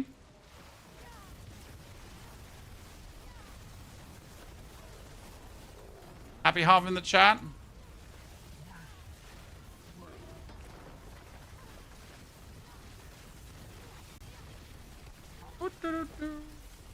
So yeah, we need Aspect of Armageddon too. So let's check. Arma... Yes! 21 out of 21 as well. Let's go! Okay, this is shaping up to be a pretty good day tomorrow. So, by the way, sorry, if you're wondering why we're playing something else than Necromancer right now, it's because we just pretty much finished the build, and now we're preparing for tomorrow, where we're gonna bring this Ball of Lightning Sword over to a Meteor Sword.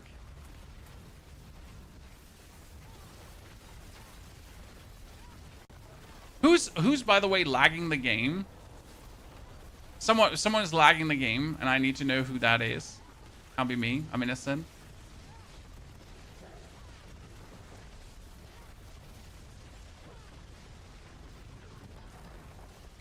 The best part will just be this. Mana cost 400, right? So getting then... Oh, he's lagging.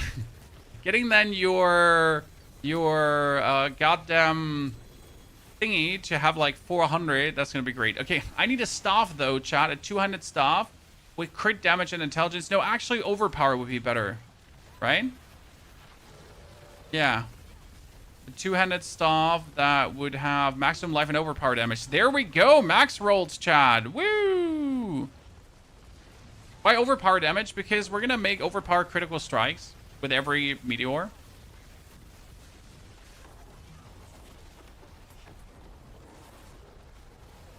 You know how these server lags wouldn't happen, Chad? If they didn't artificially make bosses harder, yeah? If they didn't artificially improve the HP of bosses, right? Then this wouldn't happen. If bosses would actually die in a second, you know, the self-made problem would not happen. Room, get a C there, partner? You want vulnerable and overpower, right? Nah, I mean, we're gonna do mostly overpower damage, so I think it's fine to go for overpower. I mean, optimally, we would do only overpower damage. I mean, if every cast of the meteor is always an overpower, that's just gonna be insane. Servers are shit. Yeah, they are.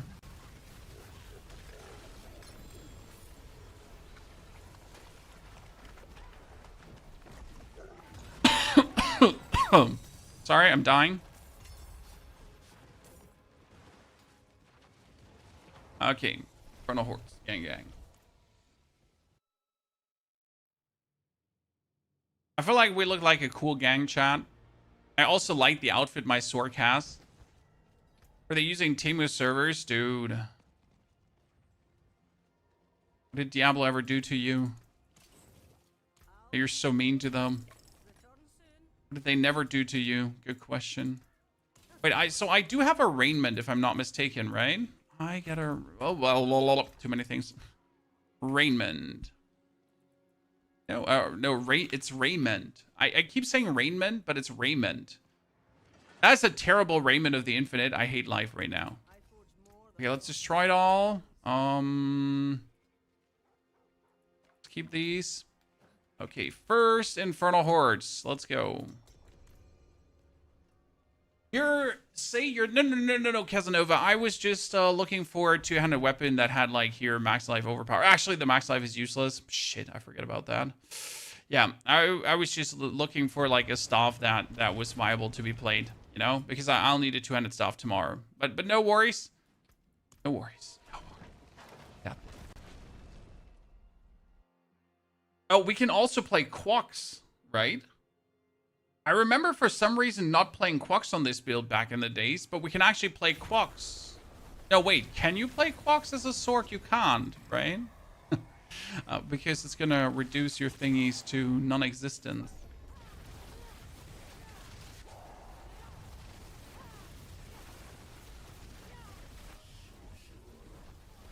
I miss playing Sork, honestly. But you know, like Sork always used to feel so fast and quick and that you can just teleport everywhere and kill everything. But once you actually play builds that are just screen wide hitting everything, you just notice how like slow Sork actually is. Right? I mean, cool that you can teleport wherever you want, no, like no biggity, right? But then you get like my Necromancer too, which can just stand in the middle of the hordes. And just hit everything. Mick, thank you for the 8 months of support. Mick, very good to see you there. How you doing? Where does overpower come from again in Season 10? Zandur. In my case, for this build, it is the Banished Lord's Talisman. And then my Ball of Lightnings cost 400 mana. So what you're going to do is, you like for Sork, you do advanced techniques, where the mana cost and the damage is increased from core skill ranks. So more core skill ranks, better. And you're also playing Power Siphon, which reduces your mana again. But the main drive, the main plan is to make your skill cost as much as possible. And then you're going to use the Crown of Lucian to boost the cost even further. So it's like the combination here for the Sork, for the Crown of Lucian plus that. And that allows you then to always have like overpowered things happening at any given point, right? And I kind of like that. It's really intriguing. But like, since this method is working for Ball of Lightning to go for blasters, I mean, how many ranks to Meteor can you get, right? you can get the Stoffel Coordinate with a greater affix to Meteor, right? That Stoffel Coordinate could be like, what, 8 ranks? Then we can get Gloves with Core Skills. That's another 5 ranks, so we're sitting already at 13. We could play the Ring of Starless Skies if we wanted to, with another 5 ranks potentially, so we're sitting good. We could then slap on the Air of Perdition, boom, that would be another one, right? So we're sitting easily like at 30 ranks or what of Meteor, right?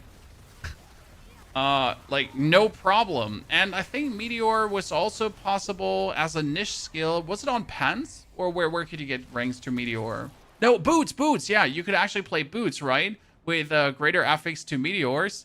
So that's possible too.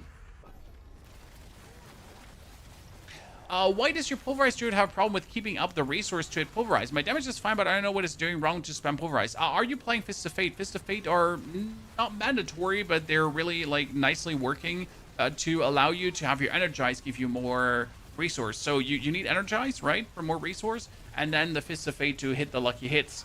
However, you're going to be aware that your Quox Rune might, in fortunate moments, reduce your resource to 0 if you're playing the Quox Rune. And for this, you got to be ready to then every now and then just maul, right?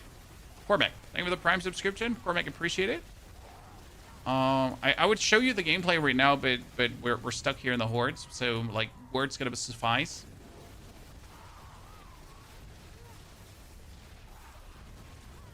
But that's kind of like the things. You could also play a rune combo, so you could play the Lum rune, Puck Lum, for example, to randomly give you more. Oh, is that? I know my children are there. Okay, perfect.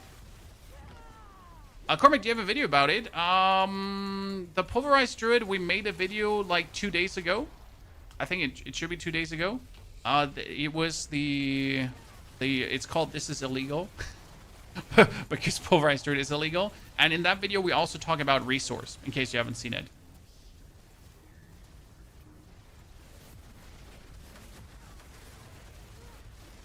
Okay, let's be fair. Pulverized Druid is illegal, chat.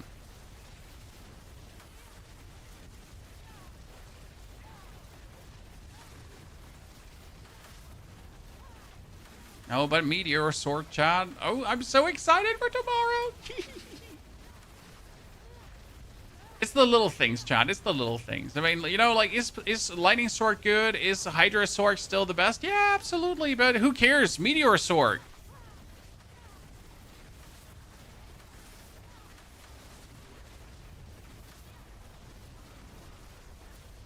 You need, like, I mean, I have Banished Lords as the gloves. That should work. I can use Crown of Lucian as my pants. I could use the Stoffel Coronet as my chest, maybe.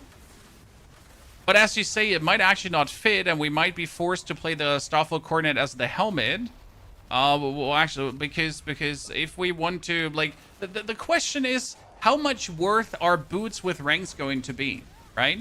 The problem is, I think the boots can give you +6 ranks to Meteor, right? What was it? Greater Affix Meteor boots is +6 ranks. Someone correct me if I'm wrong. We need to definitely obel gamble for boots a lot to try to get, like, those Meteor boots. GA is 7 ranks. What? Really? On boots? Yeah, but I guess you gotta have those boots, right? I mean, that sounds like we have no other option than to play that. Damn. Yeah, I forgot. Oh, no, Casanova. I have enough Horde keys. I just don't have them on this character. You know? So we're also doing, like, we're doing 8-wave forts because they just happen faster, right? Like, I don't know. Does anyone of you actually do 10-wave forts? Because I always feel like 10-wave forts is like a waste of your time. Because usually, like, 8-wave forts is just better. Ambushing Hellborn. Yeah, sure. Why can't I change my set? I saved them, and now I want to switch them, and the bottom is deactivated. Luxu, there is a weird thing with Chaos Armor that prevents it. So I cannot use my Bone Spirit build in a equipment swap as well. My Bone Spirit build, for some reason, breaks it. I think it's down to the Bone Spirit and something with the Chaotic Armors that does not work there, but it does not work there. I tried to, sir. I tried to. I think, like, if you unequip everything you're wearing, it might work. So you pretty much have to undress. You have to get naked. And then you could try to press the button again.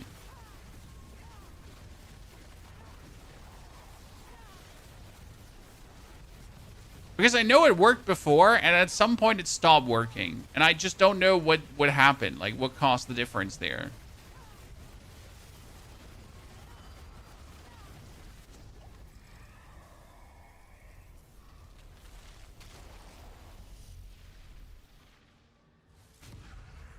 Two more minutes and one more Chaos Wave, Krister. The main reason I don't do tenors is because I'm only here for the Chaos Armor. So, like, those 2 more minutes are already spent on the next Horde. So I can do more Hordes per hour than you. That's at least how I'm looking at it.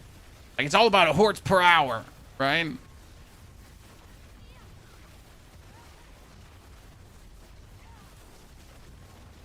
Are you using the numlock hack? No, sir. No macros are being used. I have left mouse button for walking and right mouse button for ball of lightning. And then every now and then I press space bar for dashing. I don't know what you would need numlock thingies for. You can just left, right, left, right, left, right, left, right. I mean, I hold down my left mouse button and just spam the button. I don't know. Also, I would die if I keep casting the skill continuously, right? Because it actually drains me empty. I can't just not infinite cast this because it would actually kill me. Okay, Soul Spires, Hellish Mathis. More Masses on Wave Start. Woo! You can set numlock in the game options. Honestly, I've never looked into it. I always assumed when people were talking about numlock, they were like, they're weird about it. On console, I can understand it, Katie. But honestly, if I'm playing only with my mouse, this doesn't strain my hand at all, right? That's why I set up this, like, you know, that's why I always have my right skill on my right click. So I don't, like, I'm not using this hand, right? I play one-handed right now. I do this. Oh, ha, ha, ha, look at me, chat. It's a one-handed gamer. So I can use my other hand to pick my nose, obviously.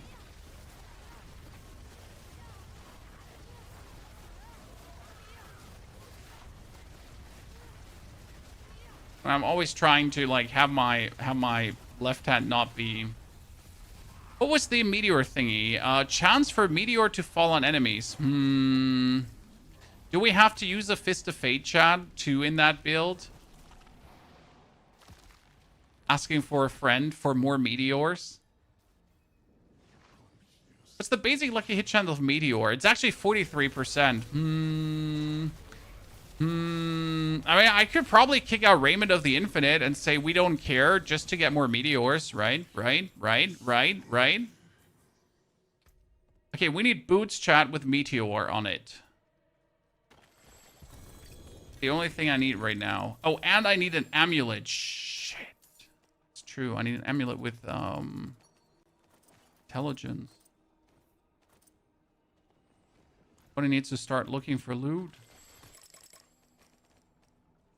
What do we have here? Actual Conduit, Crown of Lucian. We don't need this Crown of Lucian, but I'm still gonna keep it, I guess. We need boots with meteor, as I said.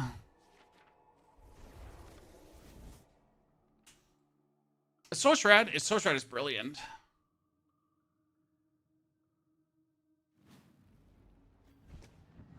Okay, let's destroy everything.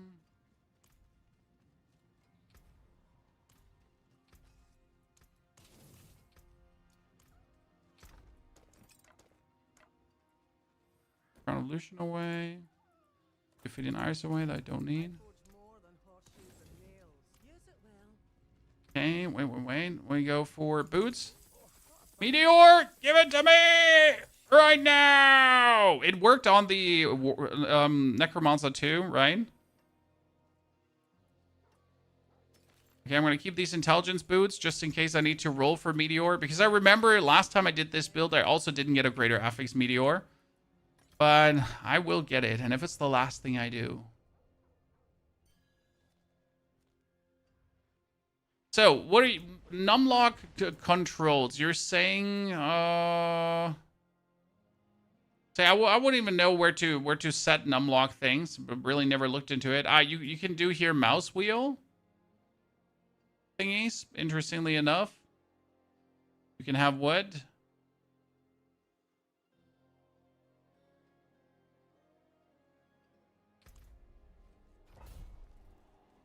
Out of a whisper cast. Ah, the Harlequin crest. Robbery. I got my best mythic I got this season was from finishing a nightmare dungeon. Right? That's where I get a Harlequin crest, where I just finished a nightmare dungeon. It was like, congrats. There you go.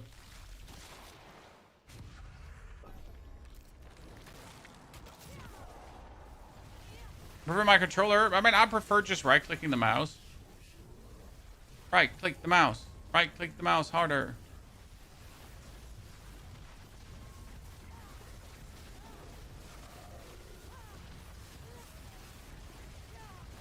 It just worked.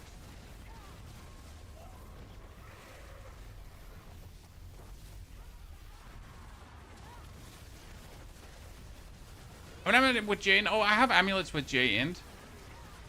But don't worry, I have the stuff I need already, apart from that Starfall Coronet. Which boss do I have to kill for Starfall Coronet? Boss loot tables. I mean, luckily we have 5 Betrayer's Husks. So I could get one, I guess, worst case scenario. Starfall Coronet is from a Beasta of Isa. Yeah, Beast. But I also have tons of... I should have tons of Distilled Fear on one of my characters.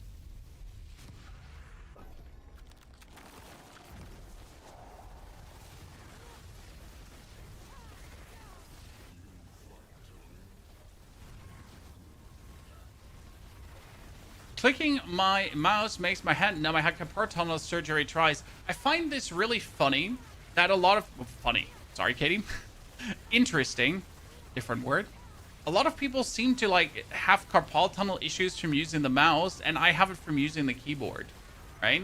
So my right arm, my right hand, like it doesn't matter, right? I can do whatever I want. But my left hand, even though I'm left-handed, right? If I use my left hand on the keyboard for too long, prolonged times, I get very, very much RSI. Very much RSI. But my right hand? Nah. Maybe it's because I'm left-handed. I don't know. Maybe my left hand is overused. Heavily overused. What's the drop chance for Roto Capaleca? Like, at first, mine didn't want to drop as well. No, I use my mouse with my right hand. This is my left hand, right? I use my mouse right-handed.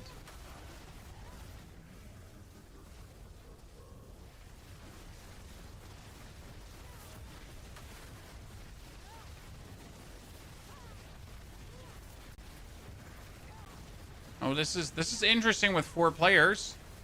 4 players, this should give us insane amounts of ether. Still, though, my left hand is the one that suffers from just using the keyboard. I'm not some kind of freak, chat. I'm not using my mouse left-handed. Come on, like, the accusations. Left-handed people that actually use the thing left-handed, like, what the fuck? Like, seriously.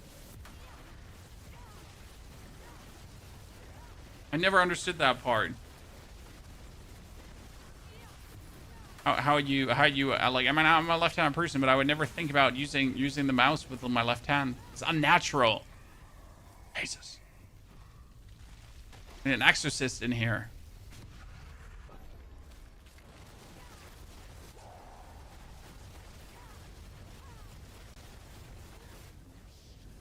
I have a SteelSeries mouse that's perfectly symmetrical and be used with either hand. I know, Mike.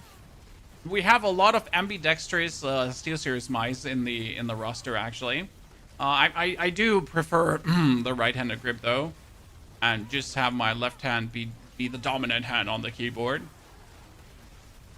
Yeah, Thor, like, I always found it, like, when you say you're left-handed, you have to use the mouse with your left hand, but why, right? I mean, my left hand is just better on the keyboard. And my right hand is still good on the mouse.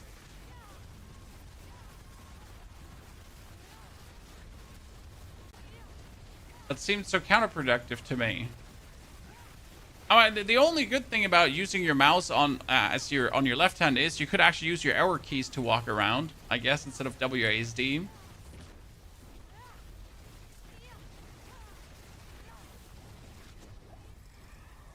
I mean, the only time where left-handed is of an advantage is when you're playing badminton, Chan.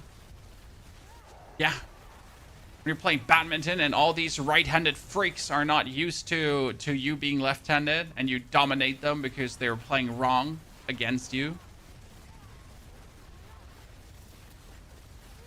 Right? Pure left-handed domination. But that's a niche case scenario. And that reminds me that I desperately want to play badminton again. I haven't in a while. WSD has more keys to use around. Exactly, Rico. Exactly. I see we understand each other.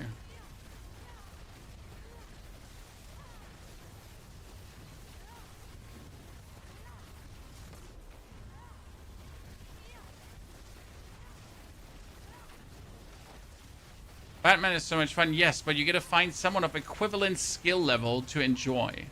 Because otherwise, you gotta go easy on them the whole time. Okay, maybe an Ether Goblin wave that I haven't seen in forever. Oh, wow. There we go. Let's break the game, Chan.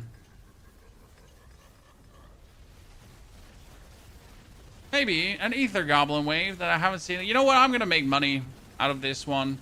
I have the Ether, like I have the Opticide, right? I don't need more Opticide. I have all the Opticide I need to masterwork my character. So I guess I'm gonna turn this wave into money. Surely that's the right thing to do here.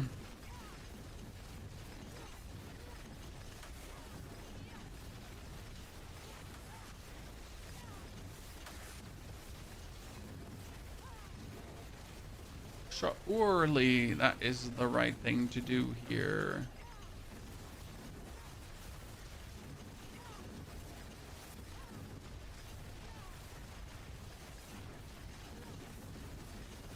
I think we're lagging the game. we just lagged the game a little bit too hard there. So beautiful 3,000 Ether, ladies and gentlemen.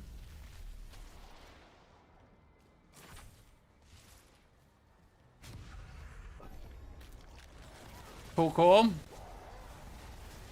But doesn't that have severed diminishing returns capping out around 40 or 50 million? Doesn't that have?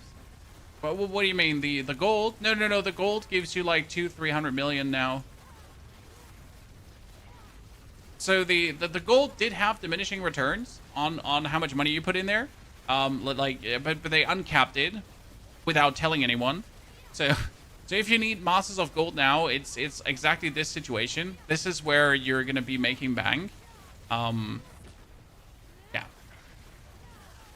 It used to be also for the materials like this, Gandrak. So the materials also were like, hey, if you have 500 ether, or if you have 600, 700, or 800, it was like always like if you then got 1,000 ether run back in the days, right? That was amazing. But it actually didn't give you that much more meaningful ether. It just simply didn't. You were always thinking like, oh wow, I got so much. This is gonna be so good. Oh la la la la la la. It wasn't. It wasn't so good. Salted events. You're playing PUBG after this? No, no sir.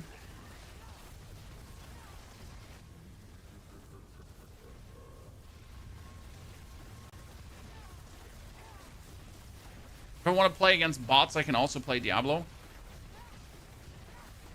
In case you missed it, PUBG has a lot of bots, Chan. There's a lot of bots.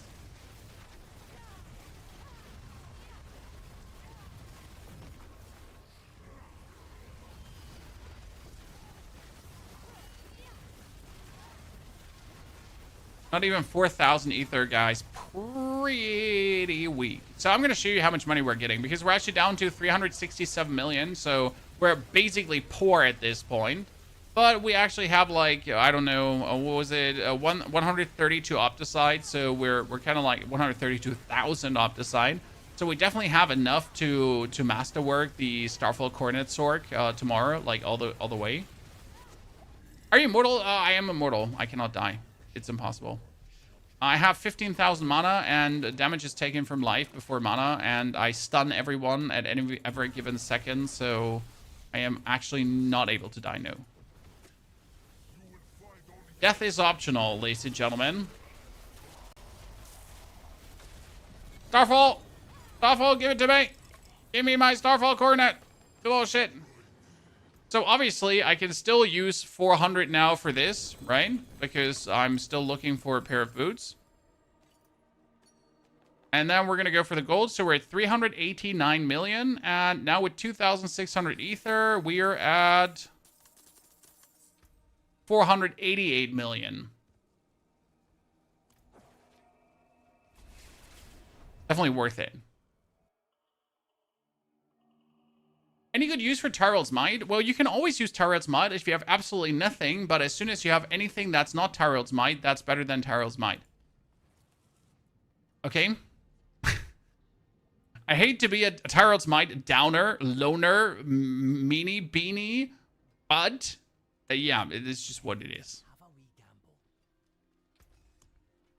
I mean, the item used to be good. Like, it used to be able to fix resistance problems with it, but that's a big used to be. Okay, do we have an 8-wave compass? If someone has an 8-wave compass, please open them, because I only have 10 waivers, and I don't want to do 10 waivers.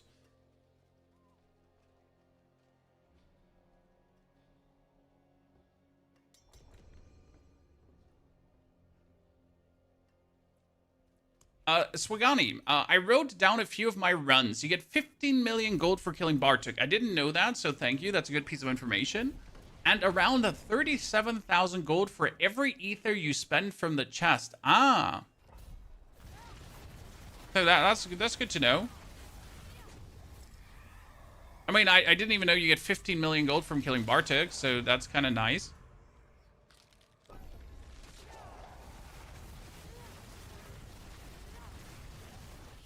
Yeah, so if you get Tyrell's Might via Obold, congratulations. You just got yourself a, what's it called again? you just get yourself a Spark. Isn't that great?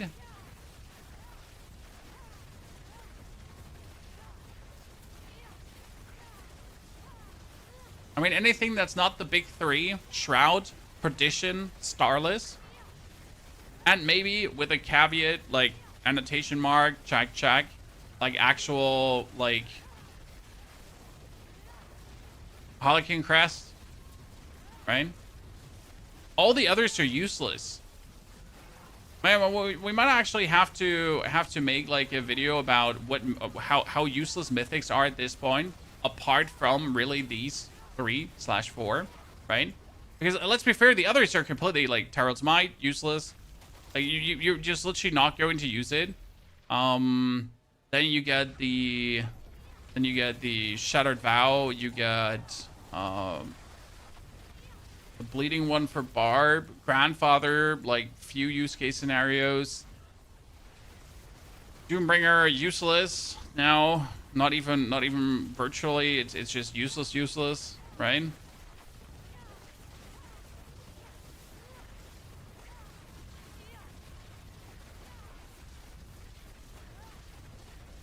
Rayman, honestly, like, I'm not even doing the most damage right now. The biggest damage is probably being done by our friend in the middle with his Bone Spirit playing and the Druid. So the Druid and the man in the middle are the main sources of damage. I mean, like, we're all doing more than enough. We're all doing tons of billions, right? So we're all over damaging. Only that the man in the middle is probably doing trillions, the Druid is probably doing trillions, and I'm only doing billions, right? I mean, it's not like that any opponent here has trillion life, so that's that. Right, they all just instantly keel over anyways. Case wave, another goblins! I have a second Spark and Harlequin Crest now. Harlequin Crest is good. I mean, there's still builds that profit from the Harlequin Crest, right? As much as you don't need it, quotation mark, it's still a help. I mean, worst case scenario, it's armor, it's max life, it's resource, it's cooldown, right? It's 4 ranks. So if you don't have a good chaotic helmet that you're looking for, you can always slap on Harlequin Crest and it's not going to make your build worse. I'm averaging 2.5 trillion. Yep. Not surprised, to be honest. No, very, very much not surprised.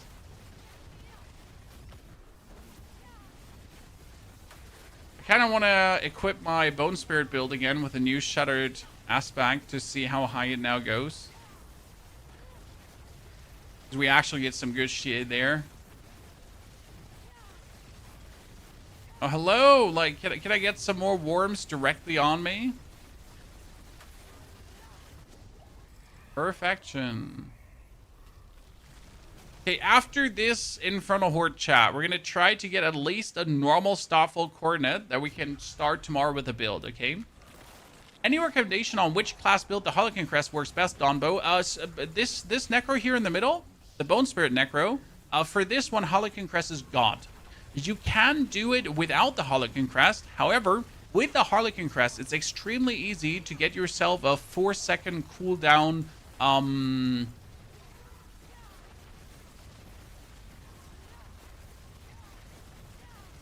Spirit, and then you can just go permanent Bone Spirit spam. So right now you might see this guy here, he does Bone Spirits, right? But he does Bone Spirits without having to hit someone. There's a version that needs to hit someone to crit to cooldown reduce, but he's just cooldown reducing by existing.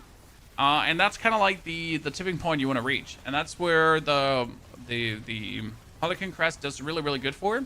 I do it without Harlequin Crest on my build because I don't have a Harlequin Crest. I did not accidentally disenchant it this morning. No, I didn't. That would be stupid. Someone kill me right now. Thank you. So yeah, I did totally not make that mistake of accidentally disenchanting my Harlequin. So I totally don't have to be sad about it. But it works without.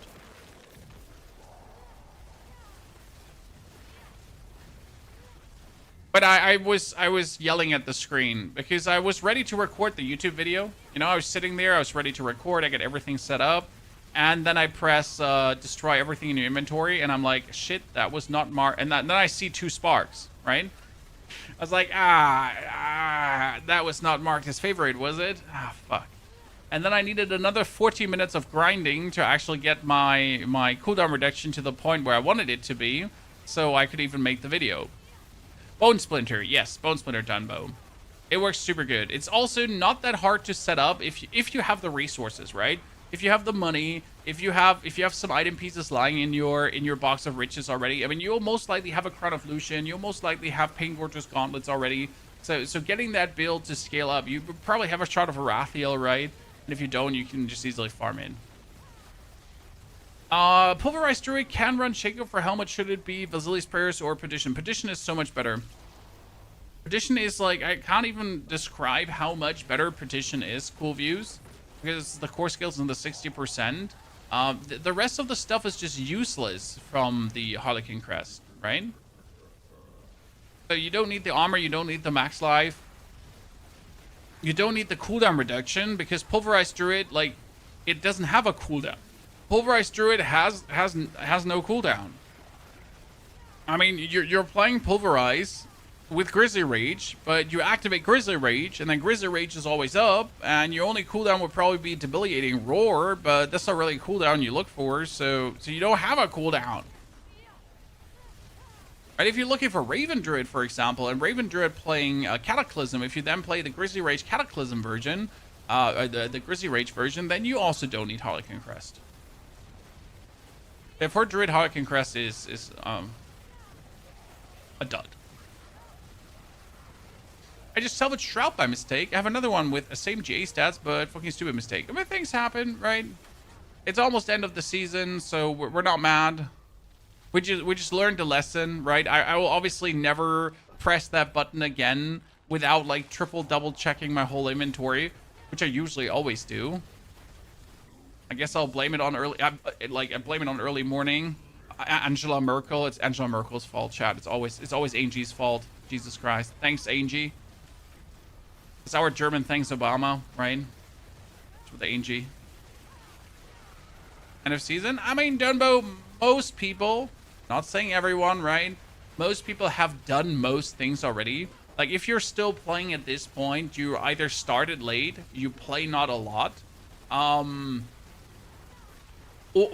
you're just a super enthusiast like me, right? I mean, I've done everything already. I'm just enthusiast playing at this point because I just want to make some builds work.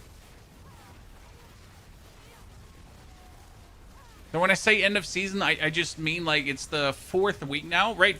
Week 4, right? Is it week 4 or 5? No, I think it's week 4. Correct me if I'm wrong. It should be week 4 of the season, and that's where usually most of the players are done, right?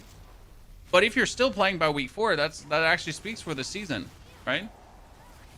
I mean, I'm still not bored, and that's all because thanks Chaotic Armor.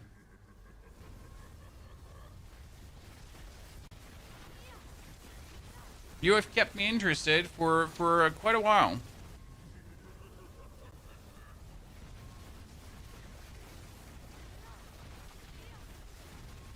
I mean, even for enthusiast pit pushers, this is a good season, right? Prior seasons, I would have never said try to push the pit. But for example, if you're a pulverized druid, you get such a great feeling of getting stronger, right?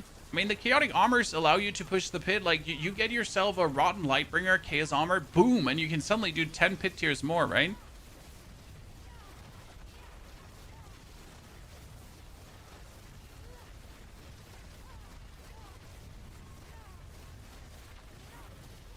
At this point, I'm just theory crafting builds and playing because I enjoy it. The real reasons to play a game, right? Because you're having fun. How's it going, Overflow? Very good. Still considering if we should play Fellowship in a couple of days or not. Whoop. Get shit on.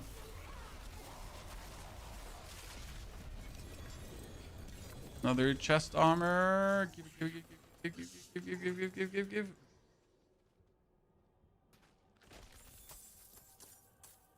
Pain Gorgers. I have so many Pain Gs at this point. I'm still gonna keep it because you never know until you know. Anything but Mother's Embrace, that's true. That's true. Okay, thank you, lads, for the Infernal Hordes. That was great fun, and I enjoyed it. Now I need to at least get a Starfall Coronet, and might it be just a normal one and not a Greater Affix one. But I need to kill the Deceiver, go for Beast of Ice, and we pray to the Lord, Chad, for the Starfall Coronet.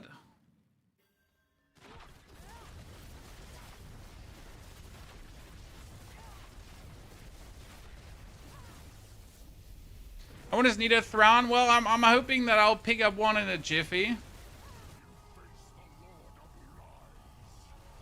mean, obviously, Chaotic Armor Starfall would be interesting, but first we gotta make the build work, and then we can farm the Chaotic Armor Starfall tomorrow with the Starfall, right?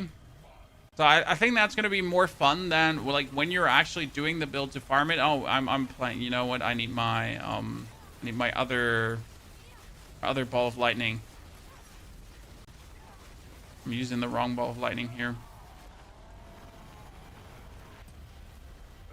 I'm using the wrong ball of lightning. Dress House, Beast of Ice. I got one. I got one. The problem is I need to get one that has like also ranks to Meteor, right? That's a 2.5 second one. Come on, chat.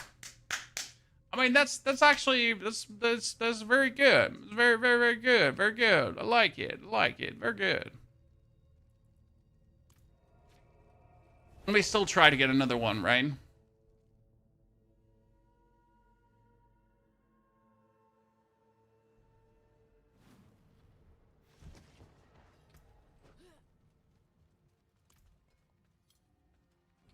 So in case you wonder what's happening, chat, Meteor Sword.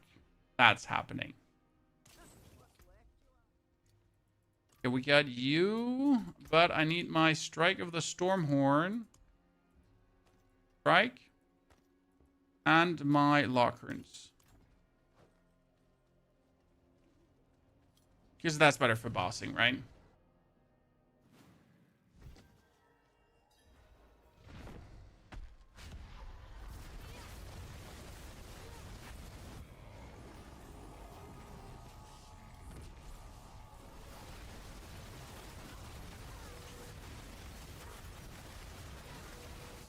Like, just the difference in this, right? One is for farming, one is for bossing. And both are lightning. Nothing. Robbed. Absolutely disgustingly robbed, Chad. Wow, so disappointed. Actually, oh wow, we get a... we get a better strike of the Stormhorn, finally. Whee! Because I think I was playing without a greater affixed... yeah, this is a normal affixed strike of the Stormhorn, right? I didn't have a greater affixed one yet.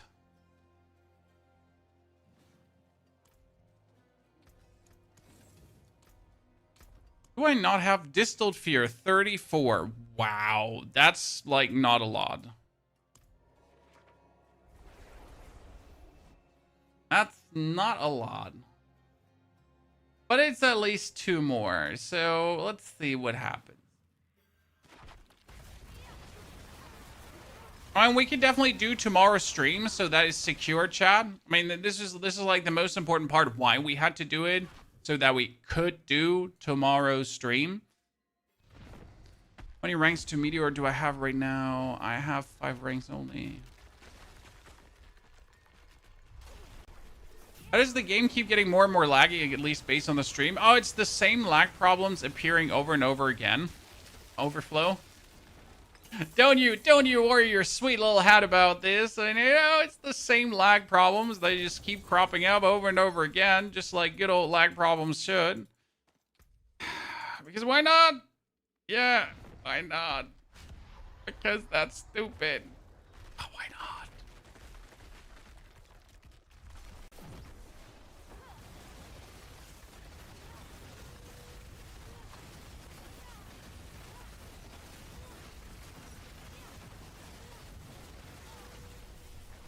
Sir, you were not doing your maximum damage there. I'm disappointed in you.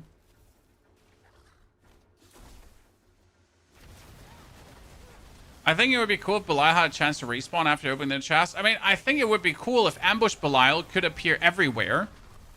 I think that Ambush Belial is only available from... bosses here is a big mistake. I think, like, finishing the pit, finishing a nightmare dungeon... finishing the info, like, he should just be everywhere still. Because that would be, like, cool. Like, you do random stuff and it's like, Ambush Belial! And you're like, what the fuck? This is so cool because I'm getting even more materials! Right? No hardcore. We already did our hardcore challenge. And we're done with that. Just have him, like, literally pop up whack-a-mole wherever. Right? Like, oh no, I'm just minding my business and I'm having an Ambush Belial. Okay, one thing I wanted to know. What if I now pull out all my points out of the... like, we're going to pull out the points out of Charged Bolt, and we're going to put these points out, right? And we're going to get these points out, and I'm going to put them all into Meteor just because I want to know, and then I'm going to put the Meteor in the skill bar, and then we're going to put on the Starfall Coronet to get more ranks to Meteor. And then we're sitting at 15 ranks to Meteor, and I will have to go for the Cubit Shot.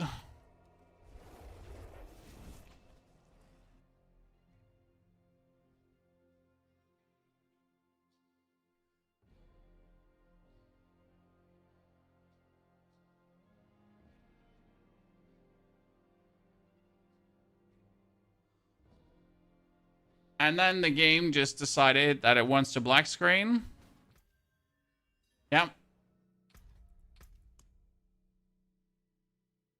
You're on an AMD GPU. Yes, sir. We're on an AMD GPU.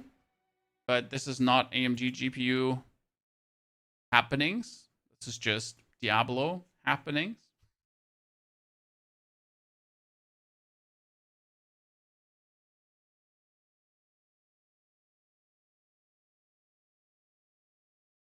So yeah, Ambush Belial is generally way too few. right?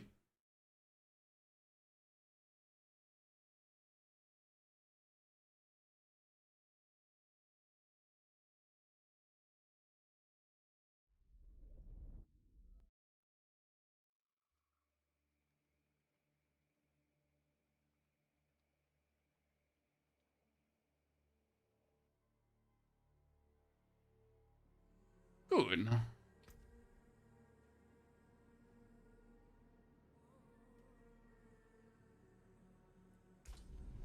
So there's one thing I forget about the Starfall Coronet that might torpedo this idea, sadly, by the way.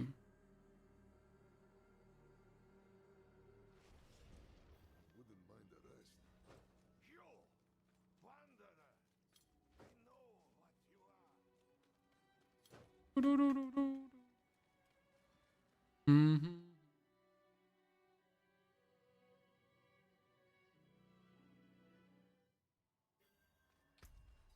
So the problem with Starfall Coronet is that it actually deletes the complete mana cost of the skill, right? Ah. It's causing an issue.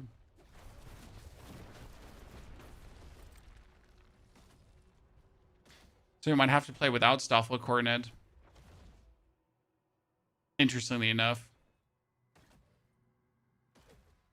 Which would suck.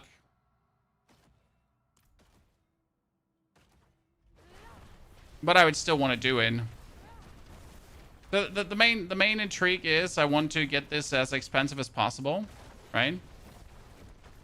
Because that's like where you're going with this. I should be able to get this to cost like a lot.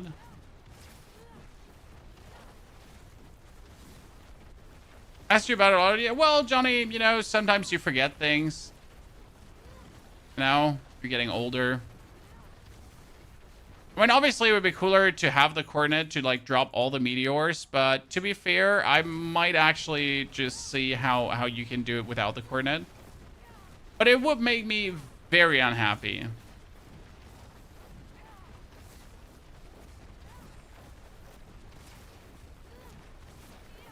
So we're still on track, but we just don't need the coordinate anymore, right? We need this one here to increase the cost to 230. See, I'm already sitting at 230. That's nice. So we can definitely make it overpower in every cast, and that's beyond like possible, right? Yeah, I mean we're gonna definitely do Crown of Lucian, so that's out of the question, and I'm gonna get more ranks, but we'll definitely need the boots, okay? We'll definitely need boots because we're going to be missing out on all the ranks on the coronet. That's like the only thing that has me slightly salty.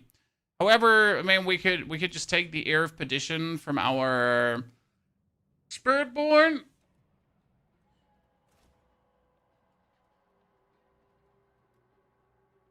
I take Ear of Perdition, by the way, not Harlequin Crest. Where's my Ear of Perdition? Oh no, he has. No, wait, who has air? Oh, you don't have air. You had Gathlins.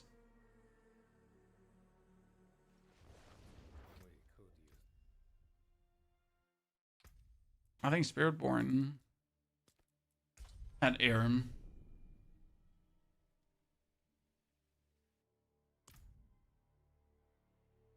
Casanova, the only thing about the Meteor is that it doesn't... Oh, you know, banished. The only problem with Meteor is that, like, with the Starfall is that it would take away from...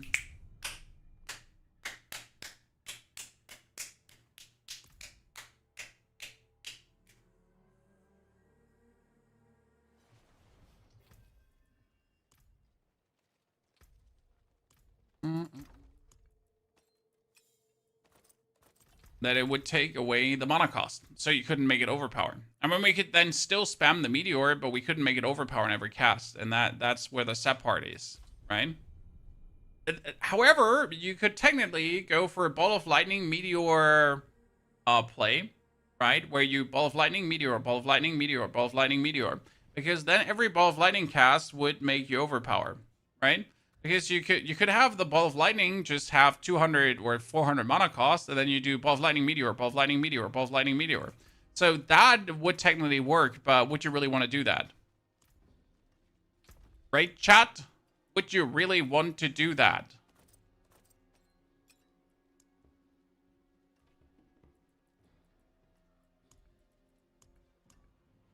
I need pans. I need Crown of Lucian pans. I luckily have Crown of Lucian pans.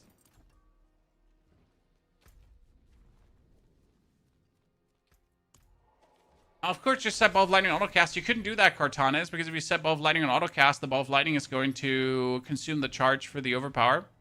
So you would have to swap it around.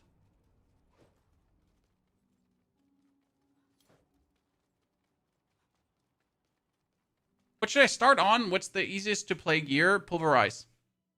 Druid Pulverize. Also, Necro Reap is pretty strong. So like this, we have the Meteor be at 100 mana. Okay, we have every Meteor being overpowered, Chad. We're already dealing 20 million damage without anything for the Meteor, right? Like we're literally have like all the lighting boards on.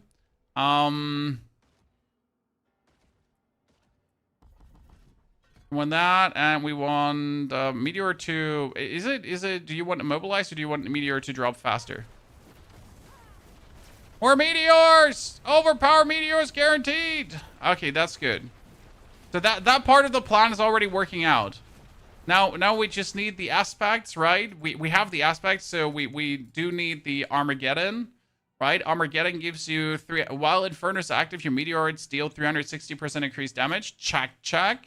And then which other Meteor aspect do you need again? It was Shadow Stars, right? Where your Meteorites gain 50% of Meteors damage with burn damage, and Meteors fall around Meteor dealing bonus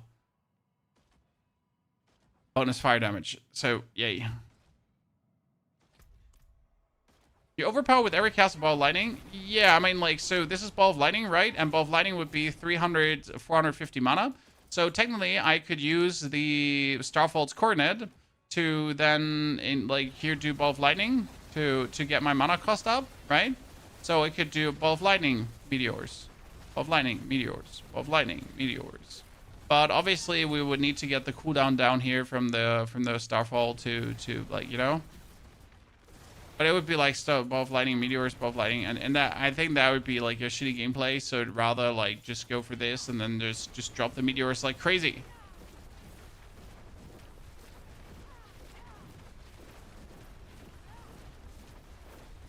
Oh, we're gonna so make this work. It's gonna be beautiful. Good. Ladies and gentlemen, that is the future music for tomorrow. Today we made the Reap Necro go completely out of control and do trillions of damage. So tomorrow you'll have the Reap Necro as a beautiful guide out there. I will be gone for now. I have the Bone Spirit build online for you in case you haven't watched it, and the Pulverized Druid is there as well.